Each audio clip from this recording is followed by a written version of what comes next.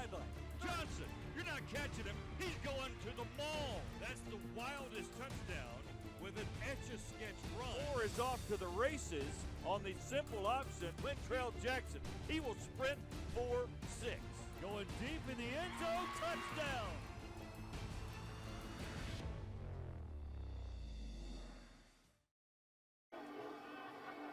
Here in northwest Jefferson County, appropriately called Corner, the Yellow Jackets. There you see the logo right in the middle of the field.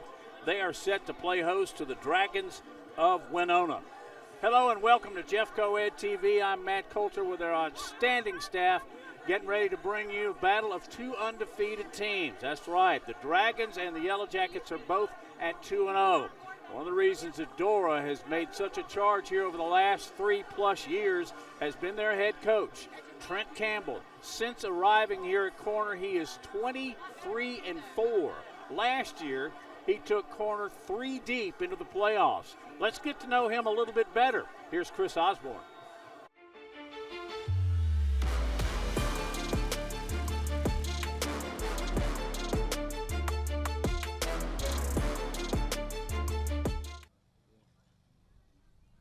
All right, good evening. Chris Osborne here on the beautiful campus of Corner High School with the head football coach, Coach Trent Campbell. Coach, you guys are off to a good start, 2-0. You're meeting another team, a Wenonah Dragon team that's also 2-0. Yes, sir. I feel like the first 2 weeks have sort of gone how we thought they would. But brand new challenge tonight with Wenonah coming in, another 5A school. They're definitely going to be a challenge. Now, you've got some bright spots. You said, I think earlier in an interview that you had some players that have some real college potential. Yeah, I definitely think so. I think our senior class has probably got 5 or 6 kids that they could play at the next level. Starts with C.J. Brown on defense, number 11. You'll be calling his name a lot tonight. And Rhett Kofer, number 7, who's going to be playing on both sides of the ball. Tyson Hill, number 8. Hopefully he catches a bunch of passes tonight for us to be successful offensively. Big left tackle Wyatt Wise is one that I think has a tremendous amount of potential. Big 6'3", almost 300-pound kid that hopefully he has a big night. And, yeah, there's a few others. There's a lot of kids that I think can play at the next level. All right, Coach, appreciate your time. Yes, sir. Good luck to you. Thank you. Thank you, Brent. Spent some time at UAB and then nearby Minor. Excellent head coach, and well, you can see the statistics. He's already doing very, very well. These two teams have only met 3 times. Dragons have won 2. Last year, Corner won it 21-0 in a 21-20, I should say, in a real shootout. Jeffco Ed TV likes to bring you those feel-good stories, and we're about to do just that. Last year, one of the football players at the very end of the school season suffered a traumatic medical emergency. It was touch and go, but now it's all go. Here is Emma Owen. I really thought about that, like I could lose my best friend today. May of 2025, Cameron Hubka's life changed unexpectedly. A stroke sent the Corner High School student to the hospital in need of brain surgery.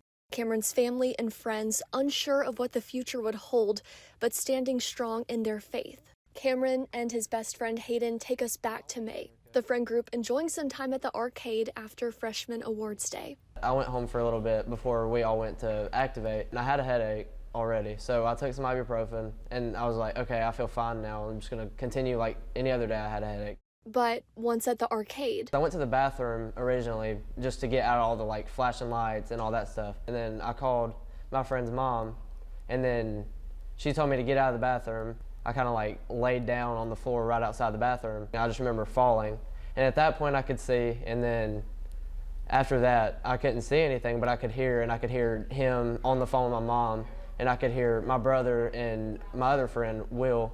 I could hear all of them right there. We got the paramedics on the way, and I had this voice in the back of my head saying, everything's going to be okay.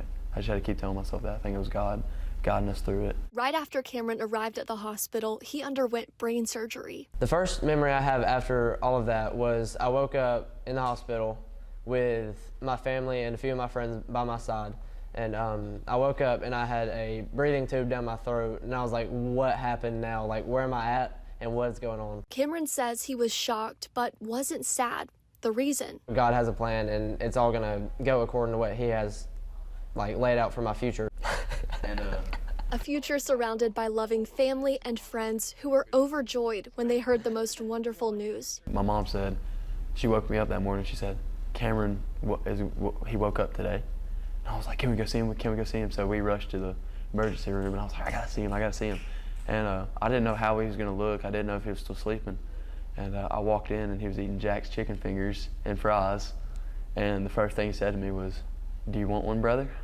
And I started laughing. And I knew it was still Cameron. He was perfectly fine, and that day was just a good day.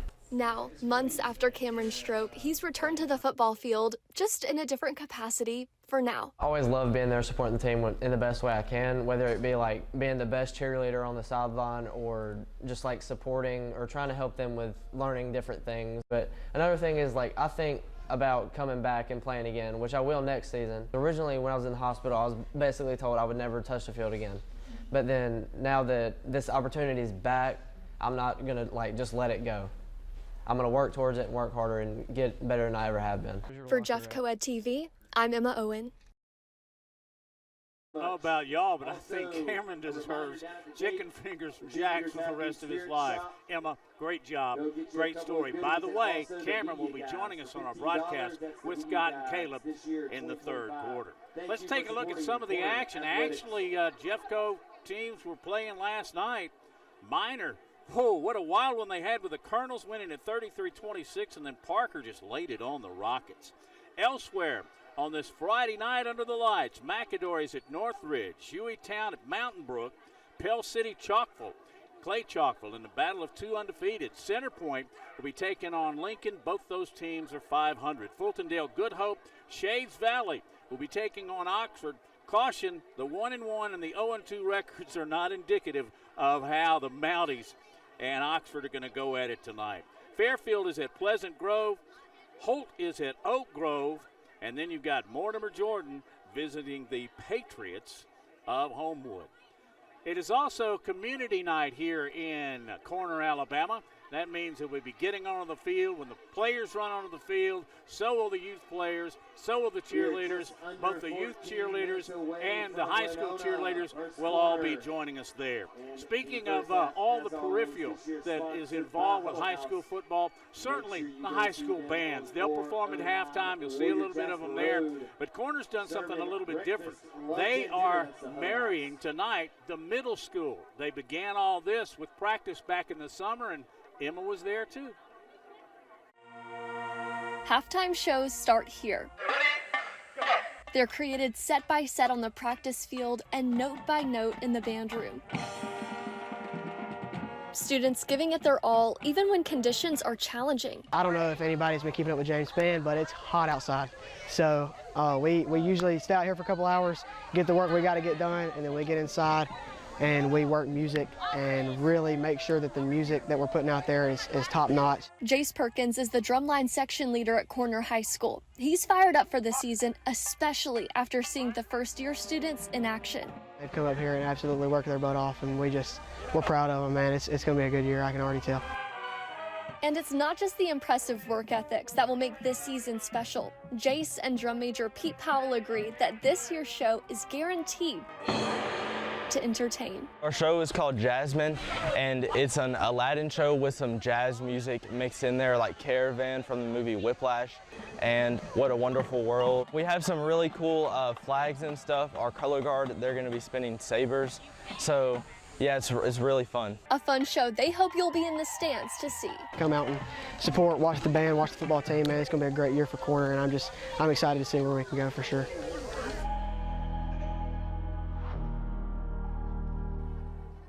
I'm telling you what, the bands, they put in overtime too, and what a performance they'll have here tonight with the middle school and the high school bands performing literally in concert. All right, that's my portion of the pregame show. Coming up, we're just getting closer and closer to kickoff between Corner and Wenonah. Scott and Caleb are coming up.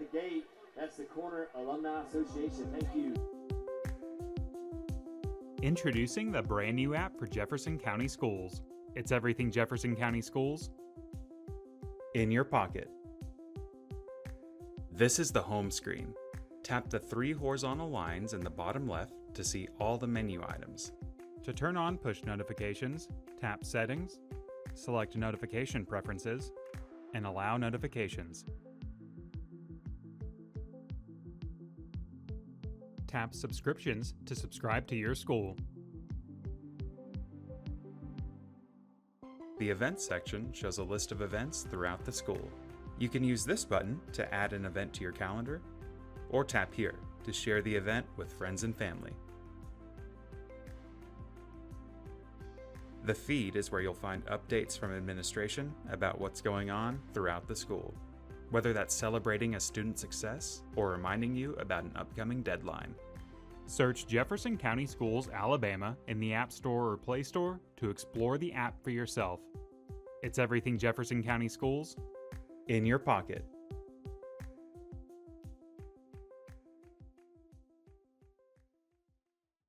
Hello, Jeff Coed family.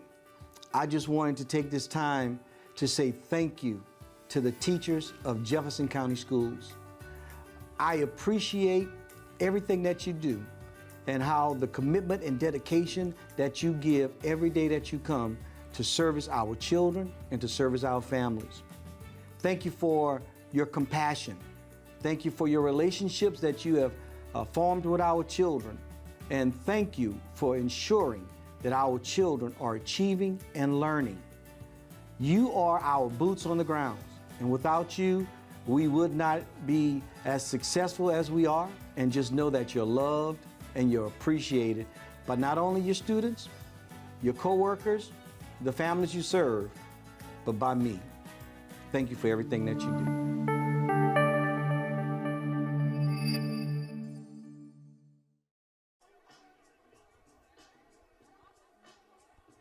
Welcome into Corner, Alabama. Scott Griffin and Caleb Turntine. You just heard from Matt Coulter with the pregame show, and we're glad you're with us here on Jeff Coed TV. Corner and Wenonah, two unbeaten teams, as we've talked about, a region game, and you can't get bigger than this. We're about to pause for our national anthem here from Corner, Alabama. I'd like to welcome you to Corner's Yellow Jacket Stadium. Going to be another fantastic night of high school football. As always, at this time, we'd like to recognize our veterans and active military. If you have served or currently serve our country, would you please stand for us?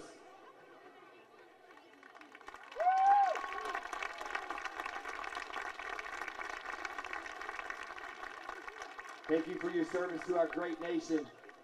Also, please make your way after the national anthem to the Spirit Line as quickly as you possibly can. Both tonight's invocation will be presented by Miss Adeline Owens. Adeline is a junior here at Corner High School. She is a member of the Corner High School varsity volleyball team, basketball team, and softball team. Adeline is also a member of New Temple Baptist Church.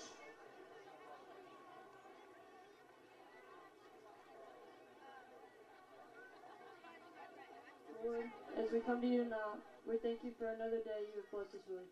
We pray for safety for all the football players, cheerleaders, band, officials, and everyone involved on and off the field. We pray for a hedge of protection over every person as they drive back home tonight. We thank you for your Son, Jesus, and all he has done for us. May what we say and do always give you glory. In Jesus' name we pray. Amen.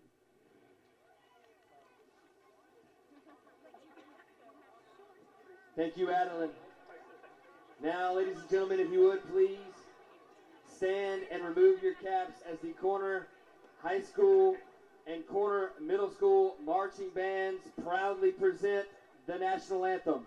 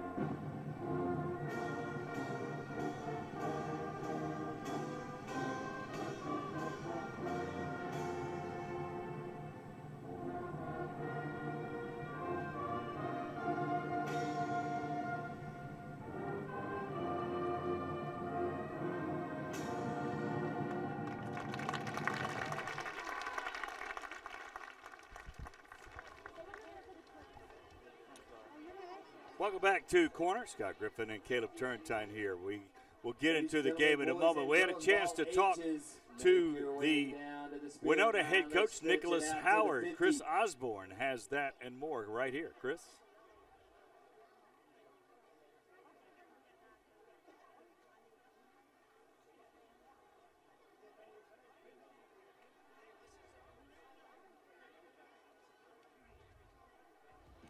All right, guys, joining me now is Coach Nicholas Howard from the Wenonah Dragons in his 5th year. Coach, what do you expect tonight? Man, I expect a pretty tough ball game, man, between two good teams. I know that Corner is a very well-coached team, so we just have to be disciplined and execute what we plan on doing. Coach, I know that you guys are 2-0 and they're 2-0. Tell me about some of the bright spots you're seeing on your team this year. The senior leadership. These guys have been pushing and kind of leading this team all summer long. Yeah, that's just pretty much one of the bright spots of this team. All right, Coach, I'll let you get back to your team. Thanks so much for taking time with Jeff Coed TV. Back to you guys. Thank you, Chris. We appreciate it. Nicholas Howard's done a great job, Caleb. 14 wins the last 2 years after starting with, 5, I think, the first 2 years. So he's kind of created a culture change, and they made the playoffs last year. Yeah, they made the playoffs. They made the playoffs and they won a playoff game, first time since 2017. Since he took over, they've improved by multiple wins every season. If they do that again this year, they'll be in double-digit win territory. So obviously a great job. After they, made a Super 6, what was that, 15 years ago, they really hadn't made too much noise before he showed up. And Wenonah is certainly a threat in this region, maybe even in the state. Last year this game was 21-20. We expect a very tight, difficult physical game here tonight. We're going to hit the midfield and let the referees and captains introduce themselves. All right, guys, welcome to week 2. I'm Mr. Callahan. I'm the referee. This is Mr. Landers. He's the umpire. We're going to play this game with sportsmanship. You guys understand that? Fantastic. All right, visiting team right here. I got a special coin. NFHS tails, AHSAA heads. What do you want? Tails, the man said.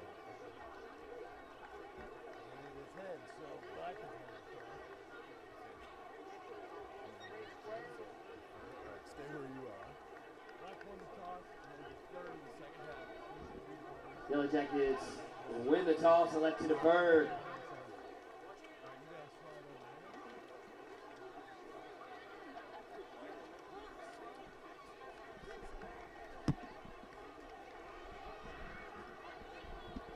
So it looks like Wenonah will receive the kick here, as Corner will be in the home black, of course, black helmets, black jerseys, black pants.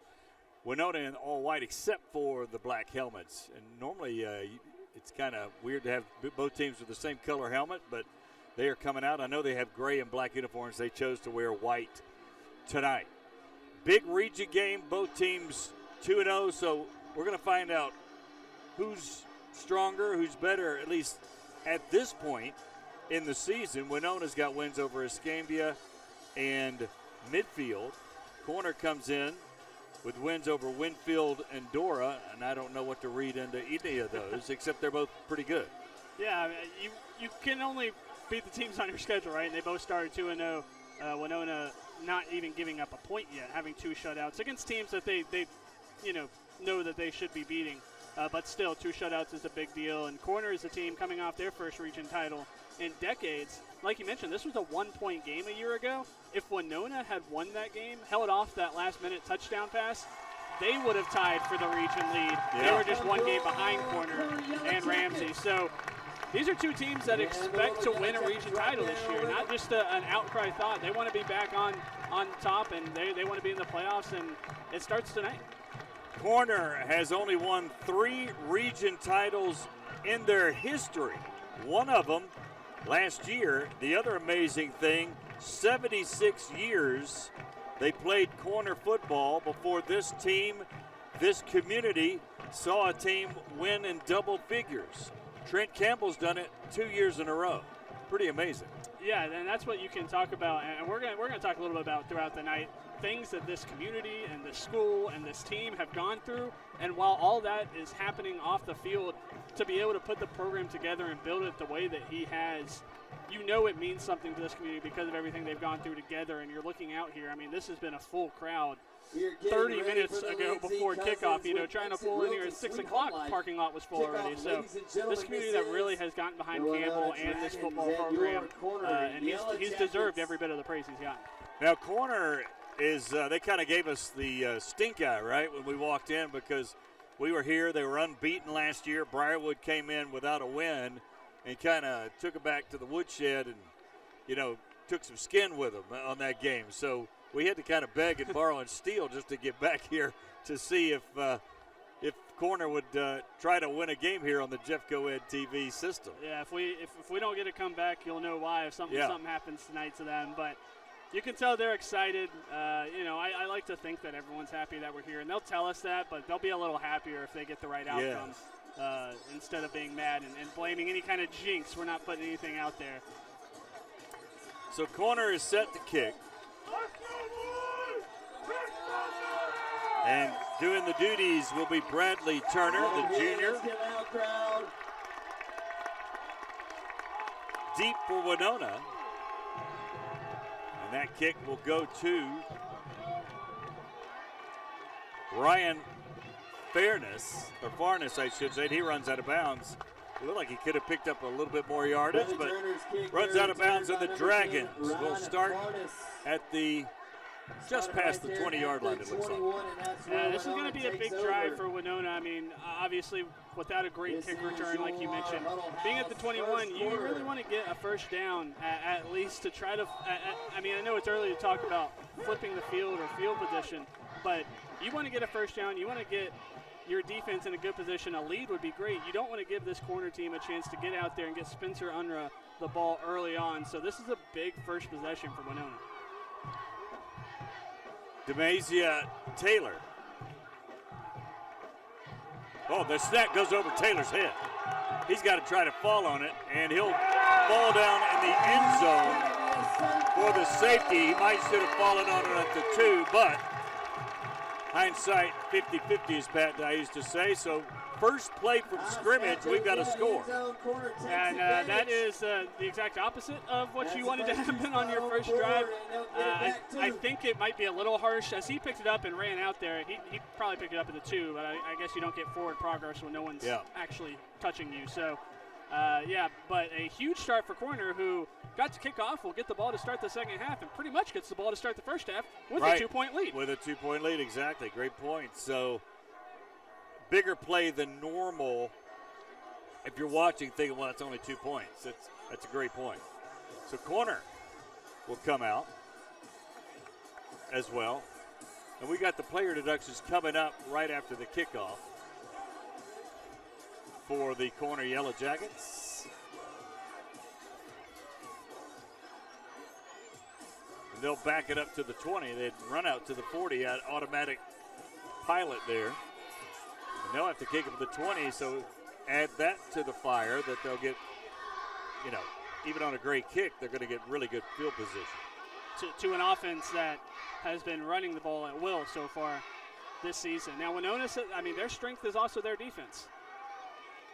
And it is worth noting that Wenonah has finally allowed points this season. And it was their offense. That's right. You're right. That was on the field. Number 11, C.J. Brown, and 29, Spencer Unruh back to receive. Unruh and C.J. Brown, the two tailbacks. C.J. Brown also starts at linebacker, but he's also the backup tailback to Unruh. Going back and kicking it would be Jesus Juan Roberto for Wenonah. Very short kick. It's going to fall at the 40. Picked up there. And across midfield already is corner.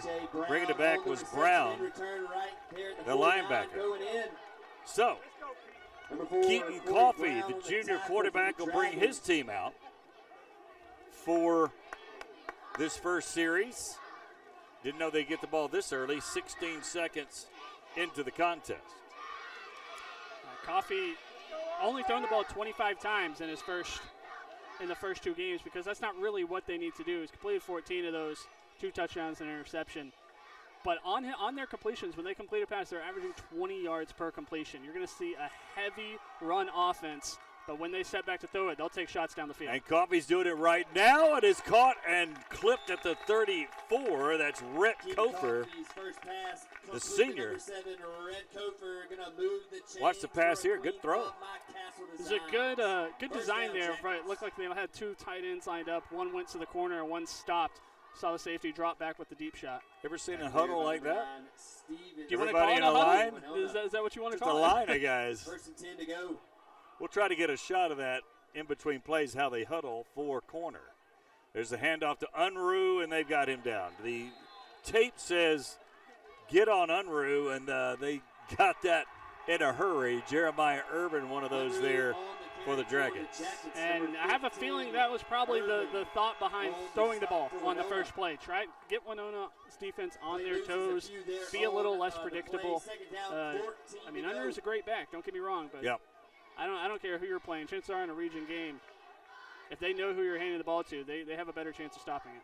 Unruh, a big back, too, at about 205. Fake it to him, got the option coming this way. Coffey keeps it. He'll be very close to the 35-yard line. So he'll get about 4 yards on that carry. And it'll be 3rd and long, about 8. A little bit of almost like a triple option look right there. Yeah, coming from the wideout, right? Yeah, went in motion, the fake on the inside. Wonder how much of that was a true read by Keaton Coffey. Yeah. Or a play call. And again, I think you might see it as corner's way of saying, hey, we have multiple weapons. We can move the ball in multiple ways before they turn and really start relying on Unruh a little bit more. But now 3rd and long. There's the I formation. Coffey drops, getting good blocking, escapes, decides to run, and lowers his shoulder, gets within a couple of yards of the first down. Interesting here because you got a long field goal, but it's 4th and 2.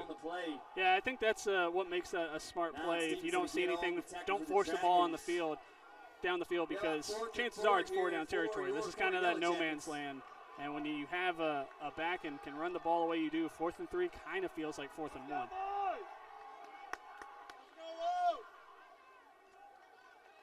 Trying to get him to jump off sides like most teams do when it's within 5 here. They'll set the play down.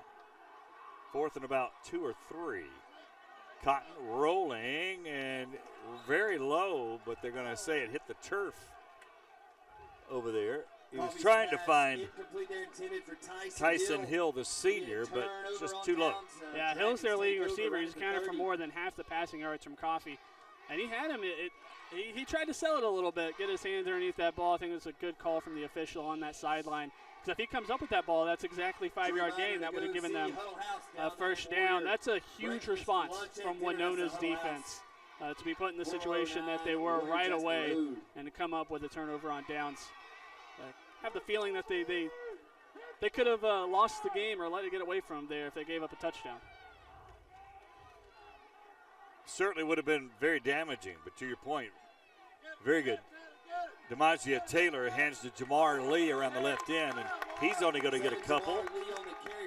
And coming up hard to make the tackle was number 13, Tanner Lane, from his outside backer position. 2nd down, 8 to go. Wenonah, you'll see a lot of those sweeps.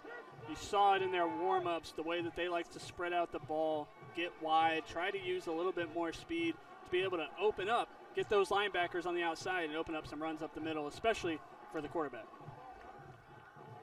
DeMazia Taylor drops back, looking, he'll take off, he can do that. Cuts between 2 defenders on the outside, he could go all the way. Taylor will not be stopped.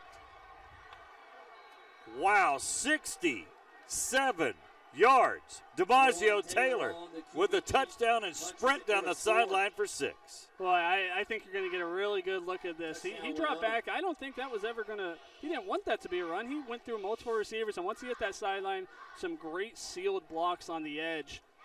And it felt like no one was going to catch him at that point. It was about around the 50 where I started pointing. I said, I think he's going to run down that sideline. And sure enough, they showed that speed in Wenonah. Just like that, after a disastrous first play, to be able to have the lead less than 4 minutes later is impressive. And that kick is no good. So we'll have a 6-2 score here from Corner. We'll take a break. We'll come back with more. You're watching Jeffco Ed TV.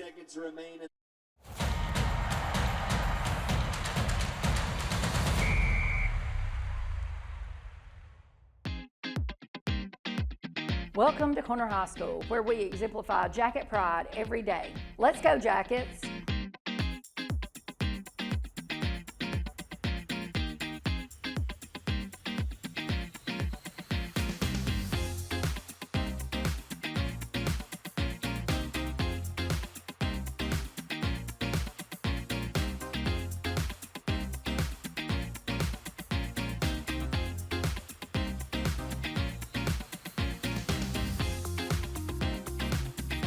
Corner High School is Jeffco Ed strong.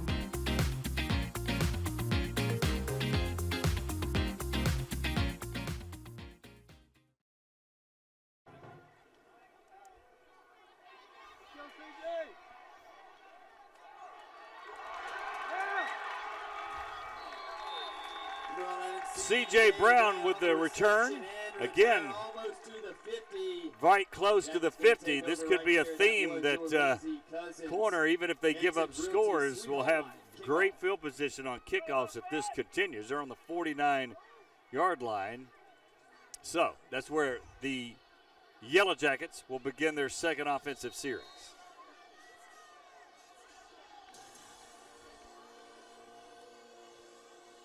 Now suddenly Corner is the one who needs a response. Their offense not used to being closed down the way they were on their opening drive.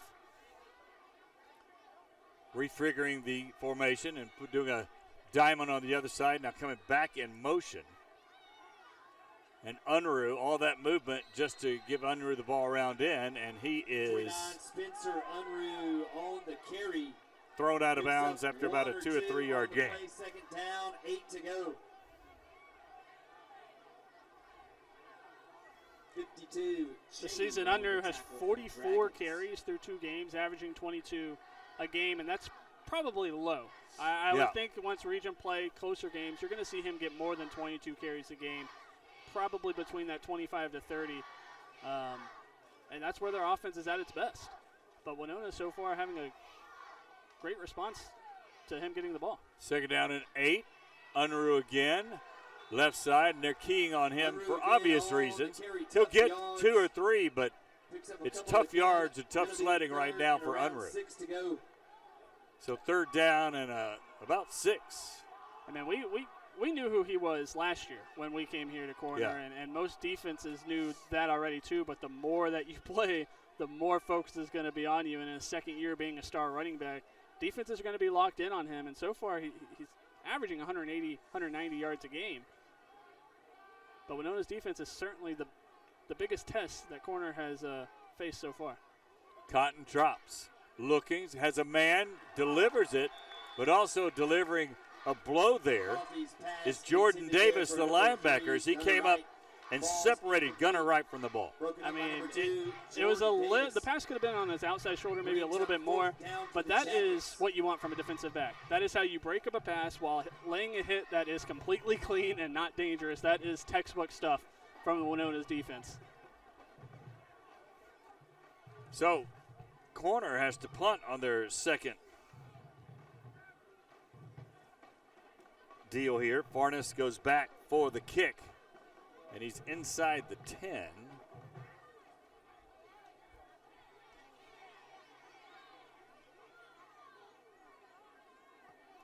there's the high boot. Very good kick on that right corner. It'll bound and actually bound back to the middle of the field. And it'll roll inside the 10 to looks like maybe the 8-yard line. So good punt there for Corner. Let's go to Chris Osborne. All the way down around the 8 or 9 where the Wenonah Dragons. All right, guys, I'm on the sideline with cheer coach Gina Anderson-Gina. You got a whole swarm of Yellow Jackets. I do. I have a whole swarm tonight. We have the cheerleaders from the community park here, as well as the high school cheerleaders. It's a literal swarm. All right, so tell us about the young ones and the varsity cheerleaders cheering together. Okay, so we do this every year. The community park comes And our varsity cheerleaders, most of them started cheering when they were 3 and 4 years old. And this has been a tradition for many, many years, but we do it every single year. All right, thanks so much. Hey, guys, you got to be careful. You'll mess around and get stung. There they are, all the cheerleaders here. Let's meet the Yellow Jackets. Look them up, enroll your children. That's Mustard Seed Preschool. We appreciate their support of corner athletes.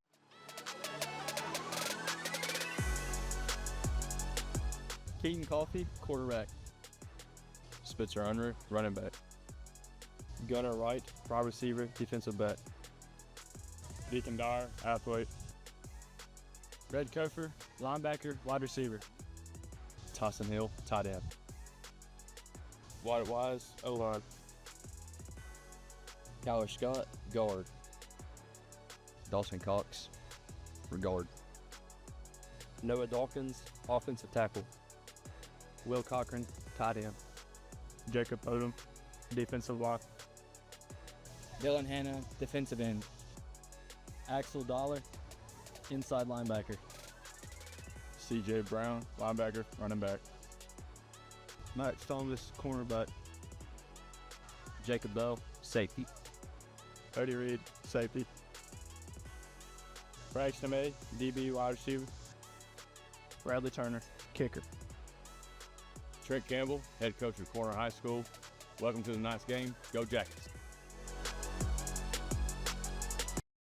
All right, after a 1-yard gain by Jamar Lee, it's 2nd down and 9 for the Dragons, deep in their own territory after that great punt.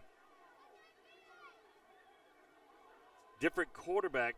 No, actually, Taylor is there. Sorry about that. Jamar Lee was acting like he was going to get over there, but just a little toss out very innocently to Farnes, but he doesn't get much on that one, Caleb. Yeah, it's a little casual on the play. Everything felt a little bit in slow motion, but for a second it looked like they had a corner defense kind of caught out, but it was a good one-on-one tackle there from Hill in space, because if he didn't get him, he had a block in front of him. He had one man to beat. We'll go to Matt Coulter right after this play. Here on 3rd down and 8.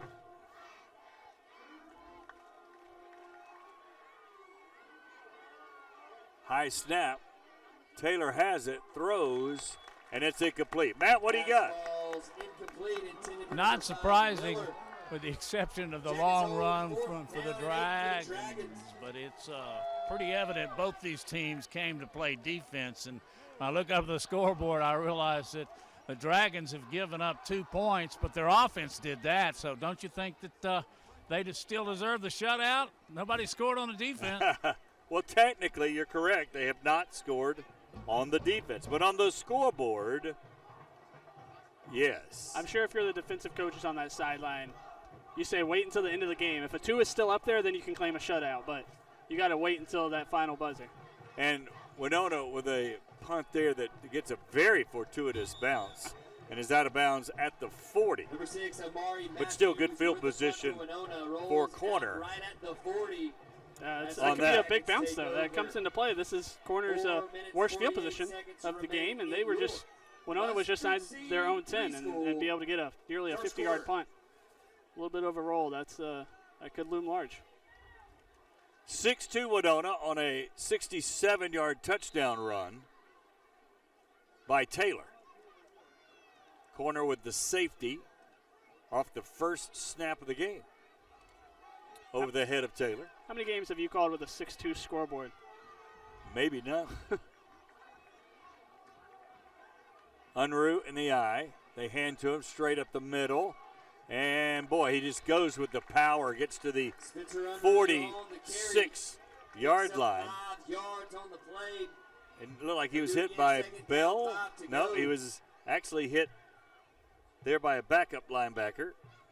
And that strength got him. Another 4. 2nd down and 5.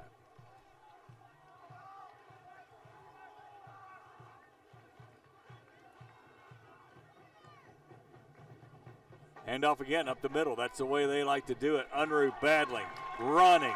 His lineman pushing behind him. burrowing, if you will, to the 42-yard line. So that's a 13-yard gain. And that's exactly the kind of running that they're going to want to move this offense. There's a flag down there right at the spot. Might be a face mask. They waved the flag. Picked up the flag, so first down. They'll have to get the chains reset. Unruh is the frustrating kind of back because he's going to get better with contact and not just throughout the game, but it seems like in a play. And so Wenonah's defensive front, they're going to make some good plays, get into the backfield, get contact early. But it's about getting a group of players to the ball to bring him down. And they don't do the normal standing by the side of the quarterback where he has to take the handoff and get his momentum early. He's in that old-fashioned eye. He has a running start, as you see, and when he's got the power and drive, he can make you take some punishment. And we saw this last year, but what he is so good at is turning the 1-yard gains into 5 yards and the 5-yard gains into 10 yards. It's the way he falls forward, using the momentum. When he gets hit, it seems like everyone hits him forward somehow. Not a lot of negative plays. They tackled him for a loss on his first carry of the game. Everything else has been positive since then. Now he's to the side of Cotton. He'll get it there out of that spread and not get as much momentum and get knocked down after about a yard or two. Tackle on that. On the tackle for Wenonah. Made by Pendleton. Still, it felt like it was almost a loss of 3 or 4, and you look back up and it's 2nd and 9. That's how tough it is to get this guy to the turf.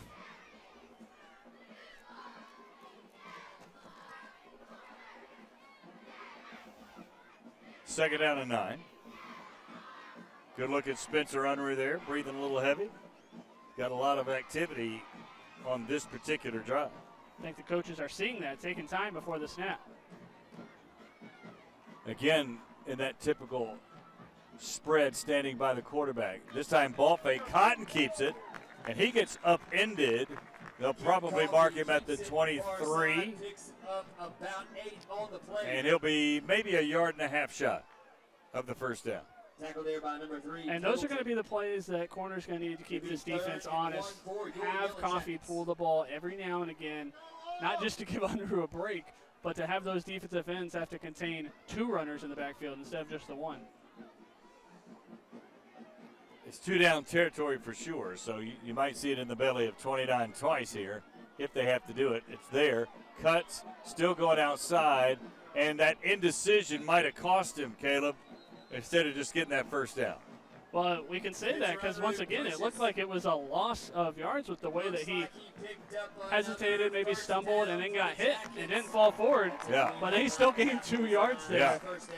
That's just how difficult it is to get to the backfield. And that's what, when I say frustrating, it's plays like that where Wenonah does everything right. They get a lot, a 2-yard gain. They limit him, and you look up and it's a first down, a new set of downs. That's tough for a defense to see over and over again. Unruh straight up the middle, and they get him low that time. He's still got positive yardage. Another 4 for Unruh off the left side. How many carries now? By 8? That's 6 on this drive, 6. 9 total. 9 total, all right. This will be play number 8. 9 in the first quarter, and we've still got 50 seconds left in the first quarter. I expect him to end with 10. Then you might see us go into the end of the quarter with the way corner is running this clock. If they run the ball again here, I expect it to be the last play of the quarter. Second down along 6. Unruh again. Left side, dragging guys again. He's this time down very near the 10-yard line. And he's 2 yards shy of a first down. And they might, to your point, since he's carrying the ball here, let this clock go down, and then let's go to the second quarter. He's up to 43 yards now in the first quarter already, 10 carries. It's an impressive first quarter, and Wenonah is still in the lead. No doubt about it. That is going to We'll be take a your break. first It's the end of the first quarter. 6-2 Wenonah on the long touchdown run and a safety for Corner. Should be a good one. Stay with us. You're watching Jeff Coed TV.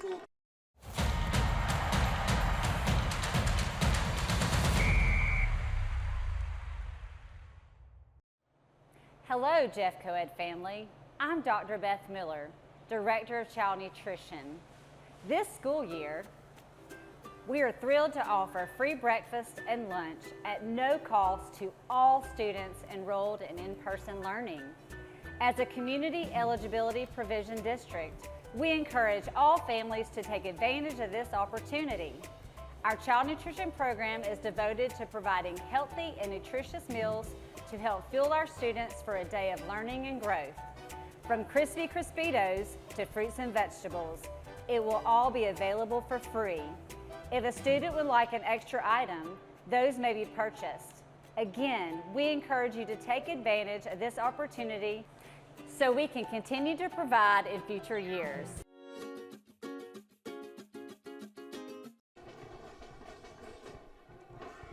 Welcome back to Jeff Coed TV. Scott Griffin, Caleb Turrentine, Chris Osborne, Matt Coulter roaming the sidelines. We're glad you're with us here on Jeff Coed TV. Good one tonight. Region battle, both teams unbeaten. Both teams pretty good defenses, and it's 6-2. One massive play for Wenonah on DeMazia Taylor's long 67-yard run out of a passing formation. But here's Corner on the drive, and they've run it between the tackles pretty much exclusively. They do it again, and Unruh falls inside the 10 to right about the 9-yard line. Maybe the 8. One of those things, you go into the quarter break and you might try to think of something to catch the defense off guard, but it's like, no, what you really did is you just got Unruh an extra rest. Yeah. So turn around and keep giving it to him. Second and maybe 7, long 7. Play action. Cotton gets sacked. Right when you go away from what's moved it down the field. Here comes a big play by the Wenonah defense. Coffee sacked on the play there by Coda Claimer. Claimer with the loses several, going to be third tackle. And 12 for the Jackets. I'm a little surprised by the play call. Not that it, was wrong. You could understand why, but there's not a lot of space. That's why once you get down here, they say it's harder to score once you're inside the 10, 15-yard line. Cotton looking, throws, and it's batted down. So you run, chew up some first downs. Pass, and then next thing you know, looks like Cheney you've got a hand up some issues there. So the rosters I was provided, the starters are out there for Wenonah are not correct.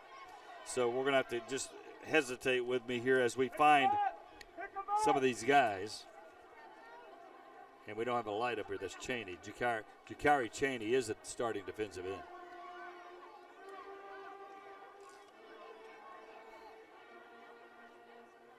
So here comes the field goal attempt.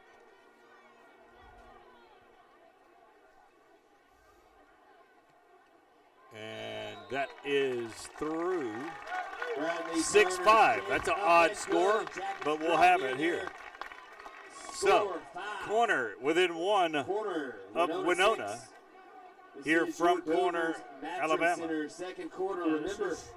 When I said 6-2 might not be a score, I almost said, well, if we get a field goal, have one of the 5s up there. That's when it really gets rare. And sure enough, we're sitting here at 6-5. I mean, what better way to start region play? It feels like some old school football.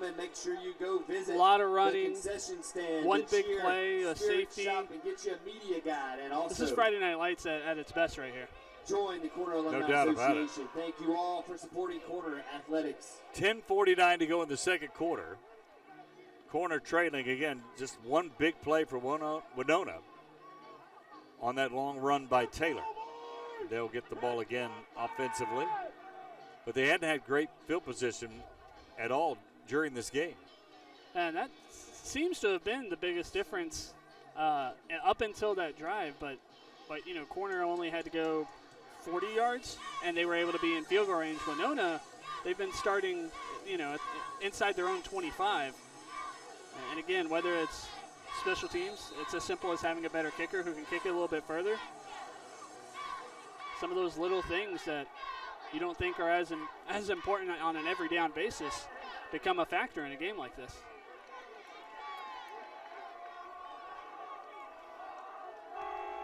So Turner kicks it away, and it's fielded at the 5. Trying to dance around, gets on the sideline, but he's knocked out. Good play over there. There is a flag. Might have hit him late. The tackle over there by Kenny Knight, sophomore tight end. Yeah, that flag came from about 25, 30 yards upfield, but from my perspective, it looked like the right call. And he probably just had the best angle on it, being able to see exactly when that foot hit the white. And the hit came a little bit late, and it was high, which always makes it look a little bit worse. So that'll give Wenonah excellent field position to the 37-yard line.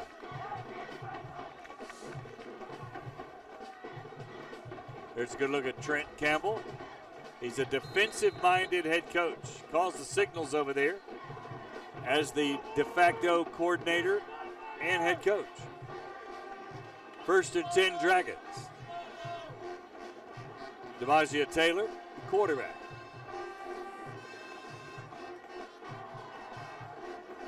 Gets it, looking, finds the seam. Good patience as he got 7 or 8 on that left side. Yeah, so far I've said a couple of times that it looks so casual, no urgency, but he gives off a sense that that's his style of play. Yeah. He just wants to wait, he wants to see. And, you know, it showed on that touchdown run. Once he broke that tackle, he looked up, found his blockers, got around them, and that's what resulted in the touchdown. So it seems to be that's just kind of his style of running, style of throwing, and they trust him back there to pretty much do anything they need on offense. We'll give him 6 yards on that officially. Taylor, handoff, Tiny back, and there's a flag. There's going to be a hold on that far side by Ryan Farnes. They'll get him for that as Jeremiah Pickett, the backup tailback, got a good game, but it's coming back. I don't know if I buy into there's a hold on every play. It's just a matter of getting caught. But when you're having the ball run directly behind you and there's no one between the ref and the guy you're holding, you're not going to get away with that. We saw it probably before the flag was thrown. So that's a crucial penalty there as that run did pick up the first down. Yeah, it kind of erases the penalty that they got to get out of the hole deep in the part of the field there. Second down now and 15. From the 32. Taylor. Blitz coming in. Trying to shake his man. Gets on the corner. He's down the sidelines and knocked out of bounds at the 42-yard line. So he picks up a lot of that back and makes it a manageable third down. Yeah. It's the speed that he can get around and clearly his balance as well. Sometimes quarterbacks can be a little bit more easily tripped up than running backs or receivers, but he was able to keep his feet. And honestly, if he didn't have a blocker in front of him, he might have been able to beat the guy who brought him down. So it's 3rd down and 5. So he got 10 on that run. So he's got close to 80 yards. Taylor drops, throws it out pattern. It's very short and a little too nonchalant and not even close to his target. Yeah, it looked like he kind of slipped up a little bit on the out route. Maybe had the timing off, but you're right. That throw was just short. It didn't matter what the timing was like. Short-armed it by 3 or 4 yards. Yeah, I don't know if the route was run wrong or what. But Wenonah will have to kick it away.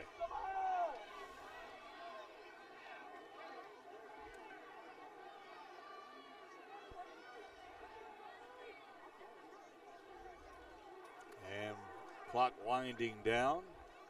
I don't know if they're going to wait. Oh, there's a player late getting on the field. They don't want to. They're going to have to use a timeout.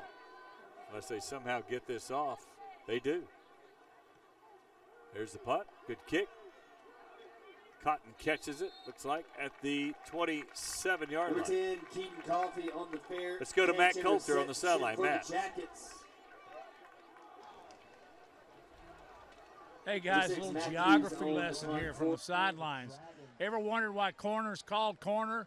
A lot of people that are watching this are from Corner, so they know. But it is in the very northwest corner of Jefferson County, but it also borders Blount and Walker. It's 3 corners of 3 counties, all in Corner, Alabama. Thank you, Matty. Mattress Center. I think they call it 3-corner. And when you drive here from living in the Birmingham area, it definitely feel like it could be in another county. It does. Doesn't feel like you're still in Jefferson County. Cotton brings Unruh back and C.J. Brown. Brown, the lead blocker now. Unruh get a great kick-out block.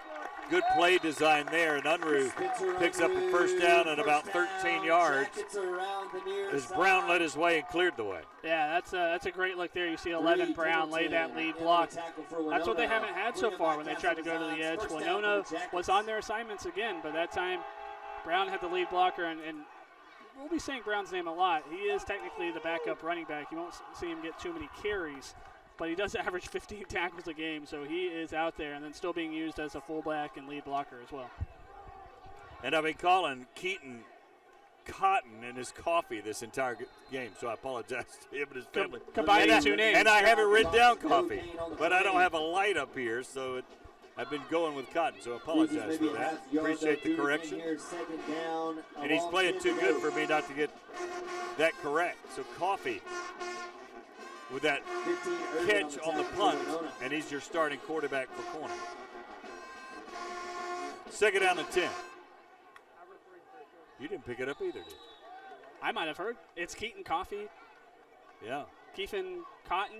I mean, it's like you can combine everything. They're right there. I understand how you got there, right? Yes. I'm giving you the benefit of the doubt. I'm giving you the benefit of the doubt. Moving back 5, 2nd down, 5th. So, maybe people listening aren't doing the same thing. I guess a delay of game, perhaps, backs it up. Now it's 2nd and 15.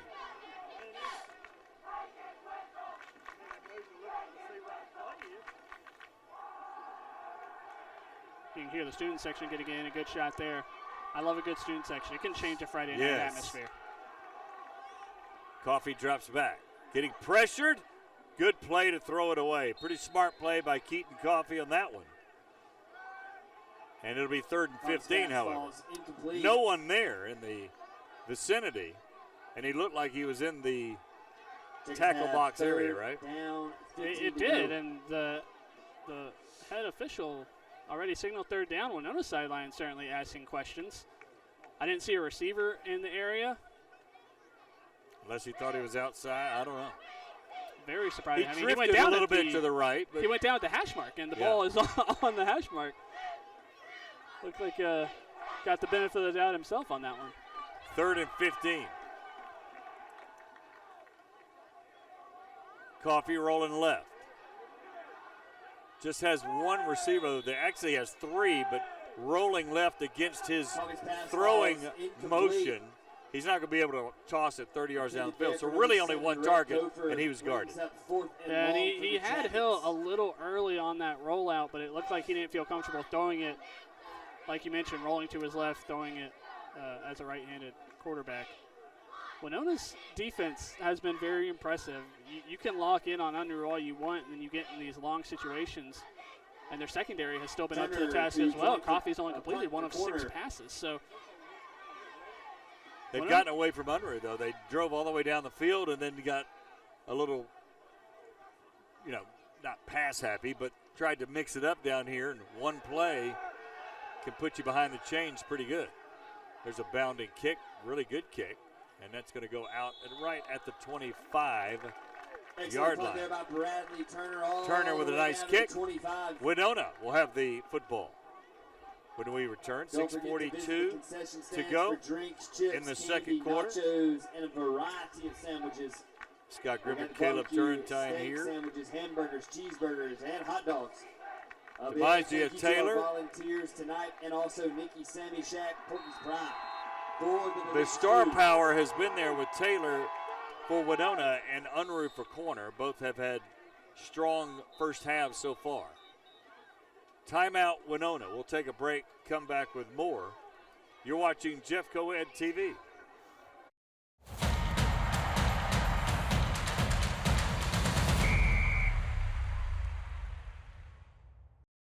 The Dilly Burger is how we make all of our touchdowns. The Dilly Burger is a 5-inch bun, and it's loaded with grilled ground beef. Anything you want on it, it's loaded. It's a big burger. We also serve a double Dilly Burger. We also serve a triple Dilly Burger. You have to put a knife through it. It's so tall it won't even stand up. If you want to look how we make our Dilly Burgers, just add them on the grill. Go ahead and start out. We'll start out with grilled ground beef. We melt our cheese. We butter our buns. We like everything nice and sloppy. If it's not sloppy, it's not good. All right, a lot of mayonnaise, a lot of ketchup and mustard. And you can always get it the way you like it. It doesn't have to be this way. We serve a lot just meat and bread, just whatever you like. And sometimes we do put jalapenos on it. Lots of lettuce. They're really, really good. That's the Dilly Burger. I'd like to order one right now. Handoff Jamar Lee, right side. Got some room over there. Still running. He might get 8 on that far side. Or he's knocked out of bounds. They're going to mark him at the 34-yard line. Out of bounds there by number 20, Jacob Bell. Certainly his biggest carry pick up about 6, of the night. 7. Oh, actually, they're going to mark it at the 32. Down, 3 to go. So a little bit less. 7-yard gain nonetheless. It's hard to keep track with the team rushing when their first play was negative 21 yards, right, for that safety. But ever since then, they've been able to move the ball a little bit through the running game. And again, giving you options with Taylor back there. Completely flip-flopping the field on receivers on that one. Taylor drops, very casual, got a good arm, throws it deep, got a man just out of the reach of Barnes. Outstanding route concept on that with the wheel route coming around the zone. And he had him. I think the ball did go through his arms there, but that's a tough catch to make in full stride. Yeah. There was a little more loft underneath that. That's a touchdown. But you're right. Taylor has that deep ball. Let him hear it. Need a big stop. 3rd down and 3. And they were moving the ball with the run game like we talked about. But 2nd and short, it's hard to blame them for taking a shot, especially when it was that close to working out.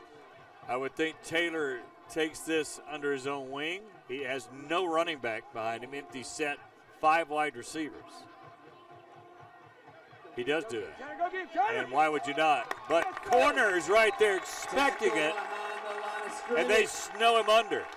That's Cochran, the defensive end, the first to hit it. And I think that's might be one of those plays where you want to see him turn on the urgency, right? You can't, 3rd and short, you want him to catch the ball and dive. Because once you're stalling, it makes it clearly a quarterback draw. The defense is going to collapse on you a little bit more.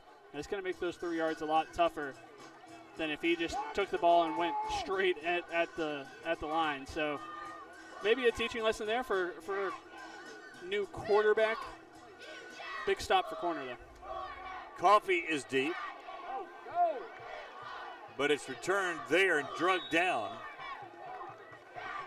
by corners number 6, or 8, I should say. Tyson Hill, the defensive end linebacker.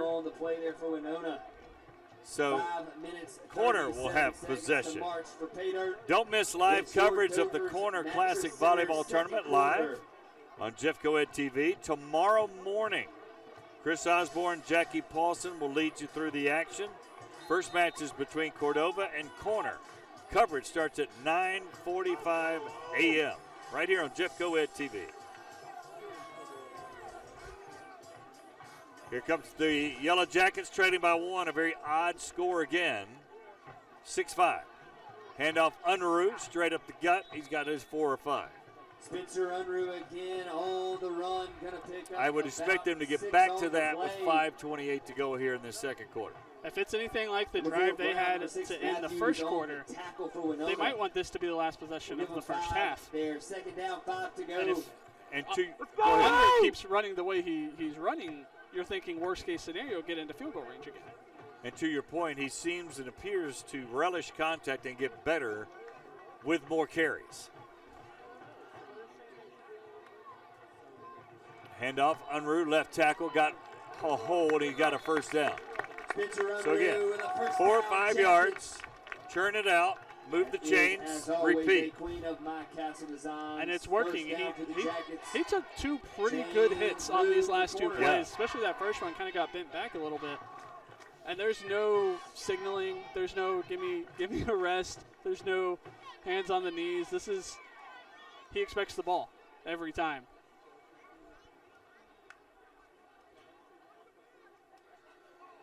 Yellow Jackets very deliberate offensively to give them the max rest for Unruh. This time left side, got blocked, no man's land. He'll be dropped. For sure, first man there, Jordan Davis, the linebacker. It's just the second time they brought him down for a loss since his very first carry. You could almost tell, you could see it in his eyes or in his body language. When he tried to bounce back out, he said, I should have just stuck with it. You know, he should have just stuck with those 1 or 2 yards, because when he bounced out, he had a couple of defenders there waiting on him. Again, really good job by Wenonah's defense to collectively get to the ball. It's the best way you can slow down a running back like this. Second down and 12. 6-5 game Wenonah. Very tight, as the region play should be. Coffee, rolling, throwing. Got a man open, but he's going to run out of turf. Just a little long. Kofer was there, or actually that was Deacon Dyer on that intended catch, but just ran out of some real estate. I think you like that Coffee let that one loose. He's kept it in his pocket a couple of times, maybe a little too long. That was a good throw. I mean, you put it to where only a receiver can get it, just over the reach. I think if the route is there, I still think that ball is probably inbounds. But again, second and long, I'm surprised they didn't go with a run, because now you put yourself in third and long again. Which is not what you do, right? 3rd and 12. They still have Unruh behind him. And this is obviously not 4-down territory. Coffee getting rushed. I thought he lost the ball, but he's going to be tackled. And it won't be a sack as he gets about a yard or so, but it works just like it, because it'll turn over the ball for Wenonah. It's been the 2 drives since they added that field goal. And really since the start of the second quarter, they've gone to a couple of passing plays when they were in the red zone. And then the last 2 drives, they've gotten behind the sticks, forced themselves into passing situations. And that's what has allowed Wenonah's defense to step up and make stops. Corner now just 1 of 6 on 3rd downs. Turner on to kick it. Farnes back at the 11.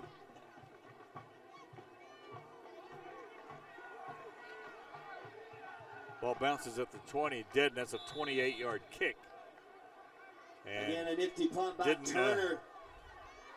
Didn't mean to touch it there, but corner does, and that's where Wenonah will have the football. 31 seconds remain in your Dover's matchup. It looks like second quarter. When we're talking about bounces that punts have gotten, Wenonah has definitely won that battle so far. That just kind of bounced right into one of the gunners. Might have been the long snapper, actually, first one down there. 2:31 to go. And there we are at corner. Beautiful black track. Full house. And beyond, actually, it looks like, right? People on the fences.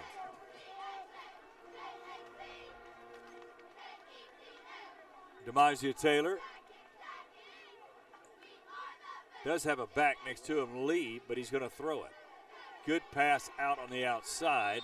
And still inbounds, but finally stepping out of bounds on a 13-yard pass. Miller. And Miller with a catch. It's not an easy throw to make. It's a long throw from that hash mark. Long throw for an out route. Yeah. Again, he almost short-armed it, but good job of coming back to the ball by the receiver. Pick up the first down. Something, maybe get some momentum in both your passing game as well. Open this up and be able to run a 2-minute drill that neither of these offenses are really that equipped to do. He threw it about 25 to get 10, or 12 or 13. Very long throw from that left hash mark. But he could do it. Taylor looking, pressure, escapes, dodges, dances and gets 4. Taylor To the 20, scrambles to the, Red I should say, Red 36. Cofer on the tackle for the Jackets.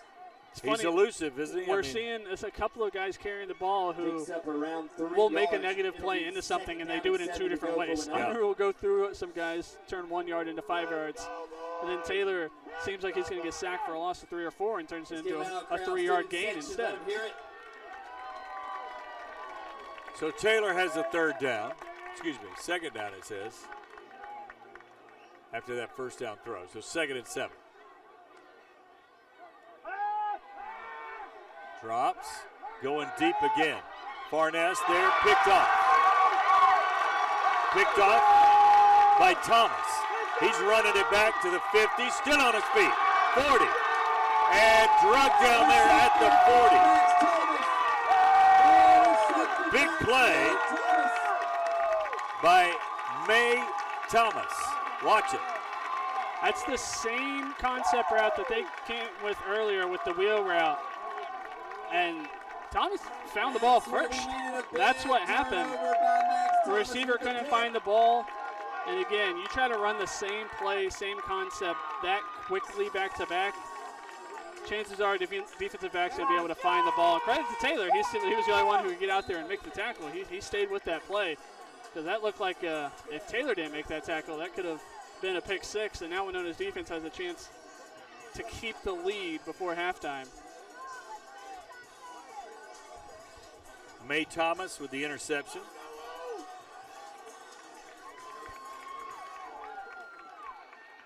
Coffee drops back, rolling right. They don't hand to Unruh. He's going to run it and pick up positive yardage, about 7 on the right side.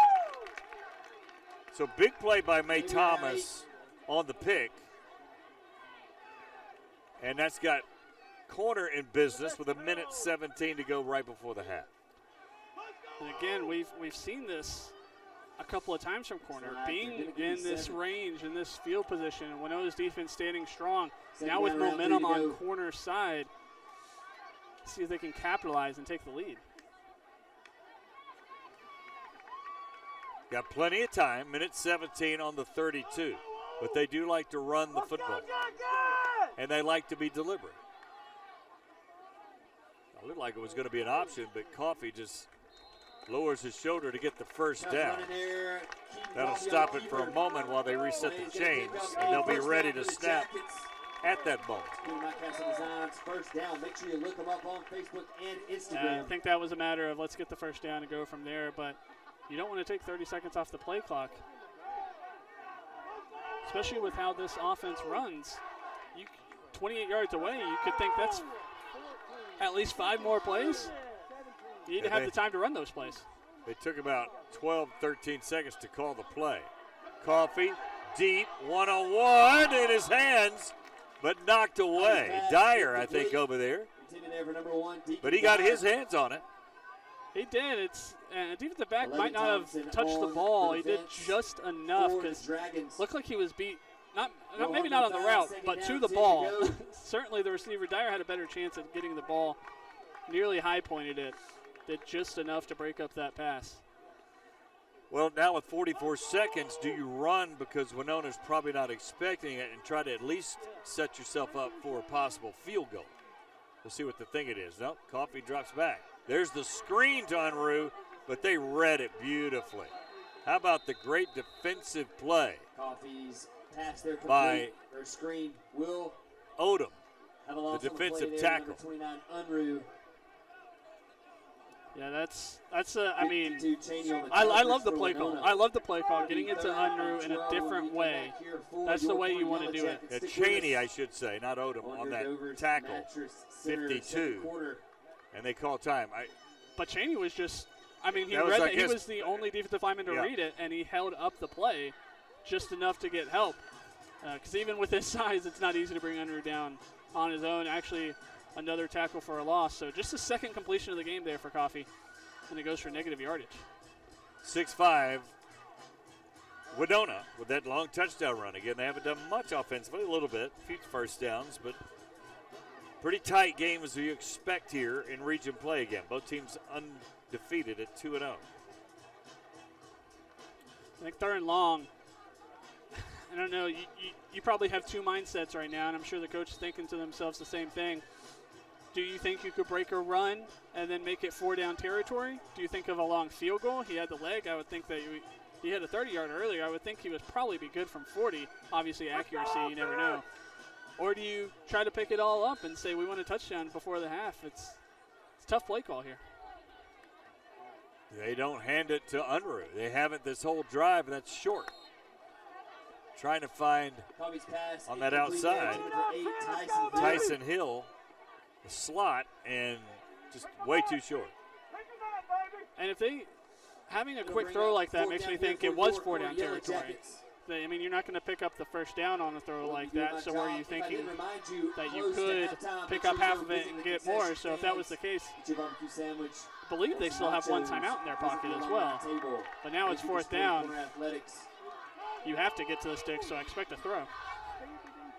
You get a pick off and a return to the midfield, you expect to get something. And not much has happened, and now they're going to talk about it. I think that is the final timeout of the half for corner. Make sure you visit Huddle House. You're on the 31-yard line. I don't think anyone's thinking field goal. No. I don't think you're thinking punt either. I don't think you. No. You that's why I was surprised not to put it in the belly of 29. None on this drive so far. Just to get a little bit closer, make them honest, right, when you're throwing it. Especially once you got around here. Maybe field goal. Yeah. One run, even if it's not his best run, you think you're in field goal range. Yeah, if you get to the 25, you probably have a shot. Even if you run it with coffee a couple times, that's what allowed them to move the 15 yards that they have moved on this drive. So yeah, I'm a little surprised, and you don't know the mindset, what they see on film. They might think these play calls, they might make adjustments at halftime, but sometimes from the outside looking in, you're thinking like this is one of those maybe over-coaching kind of moments where you try to do too much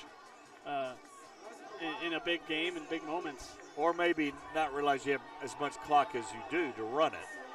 And to use a timeout when the clock was already stopped instead of running it the past couple of downs and using a timeout on the field. And they did run it a couple of times, but Coffee was the one that ran it.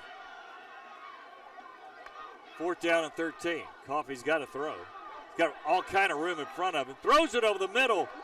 Boy, he just missed. Kofor was open. I'm surprised how open. And he just I think he got excited and overshot it.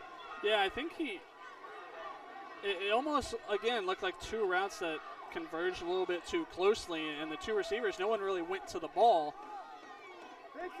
It was just kind of thinking it was to someone else and nearly intercepted. Better for Wenonah that it wasn't intercepted. And now just Wenonah having the big playability that we've seen already, do they still run some offense? And we've seen the long ball. If it gets to the 50, he can throw it to the end zone. So we'll see if they just sit on this or if they try to get some points before halftime too. I would think they would sit on it because they have virtually no kicking game, but we'll see. 25 seconds to go. And they do hand off to Jamar Lee, and he's dropped for a 3-yard loss. Backfield right there, number 50. 3-yard loss there. Odom and number 81 with Will the tackle. Cochran.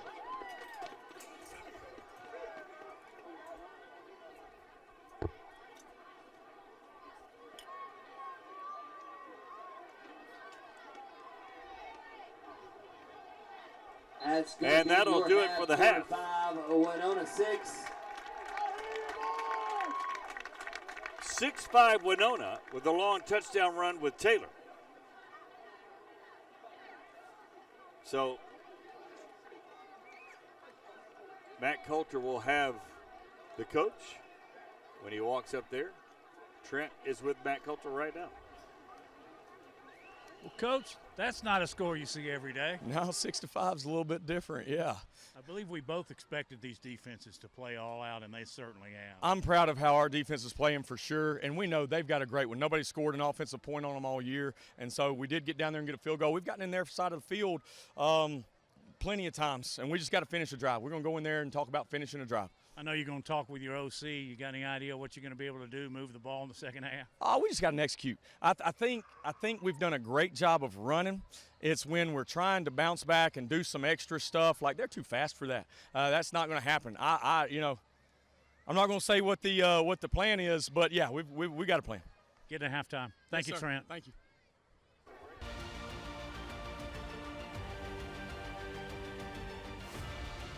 I'm Pete Powell, drum major of the Corner High School Marching Jacket Band, and we're proud to present our halftime show, Jasmine. Jacket Pride!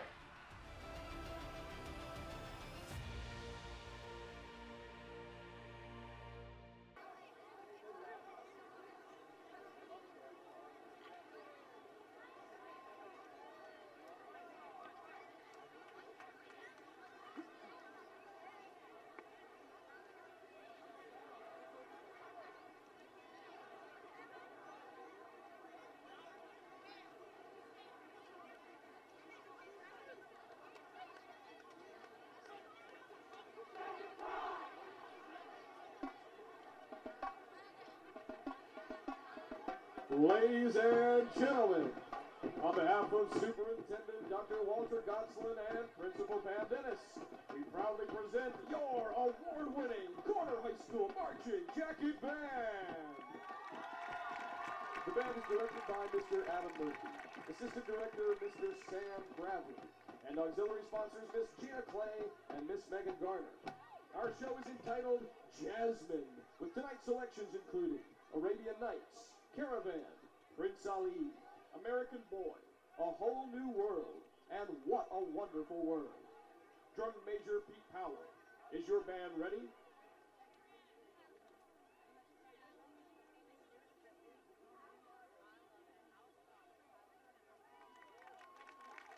Now make a wish and prepare to swing through the sands of Agrabah as the Corner High School Band presents our halftime show, Jasmine.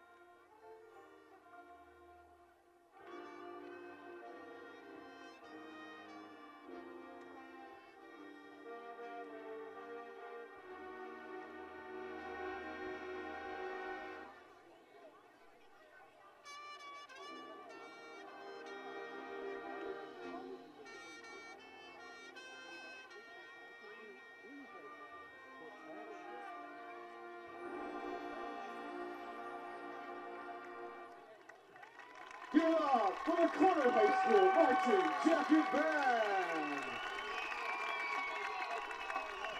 The band would like to thank our sponsors: MT Kirkpatrick House Movers and Foundation Repair, Jasper Pickers, Amy's Amazing Children Daycare in Bagley, and Mr. Rich Dragons. All right, hope you guys enjoyed both bands. Right, joining me now is Brian Bugsby. He has a busy night in front of him. He is the park commissioner for Corner. Welcome, Brian, to the show, to Jeffco Ed TV. Hey, buddy, how you doing? I'm doing great. Thanks for joining us. So tell us, lots of kids out tonight. Yeah, so it's our park night tonight. The community park, Corner Community Park, has an opportunity to come out. The football players, the cheerleaders, they come out, they experience the big time on the high school stage, the atmosphere.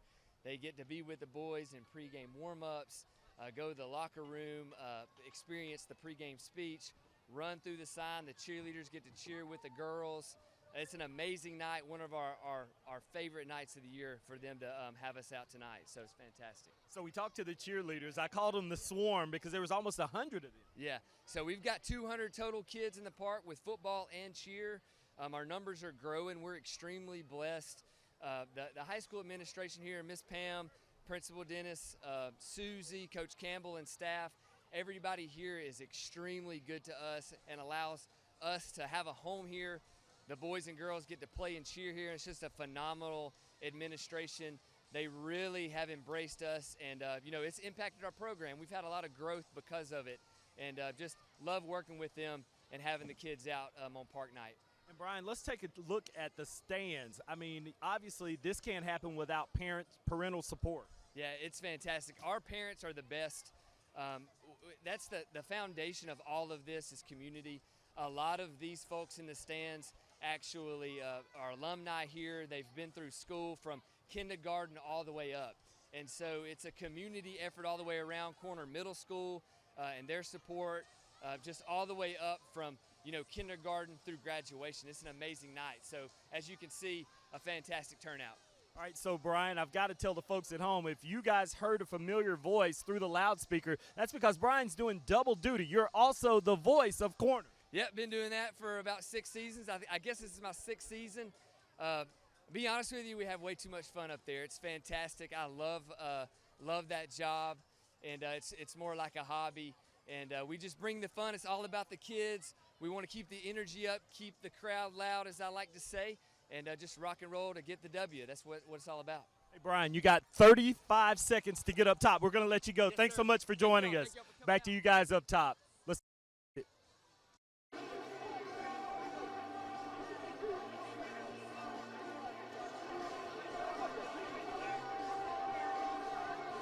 Thank you, Chris. We appreciate it. Beautiful moon tonight. We'll take a break, come back with a special guest here from Corner. You're watching Jeffco Ed TV.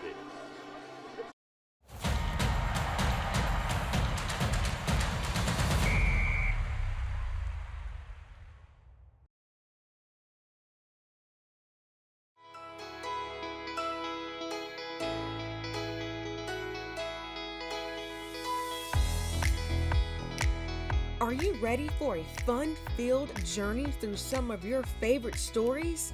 Join us with Jeffco Ed's Storybook Adventures.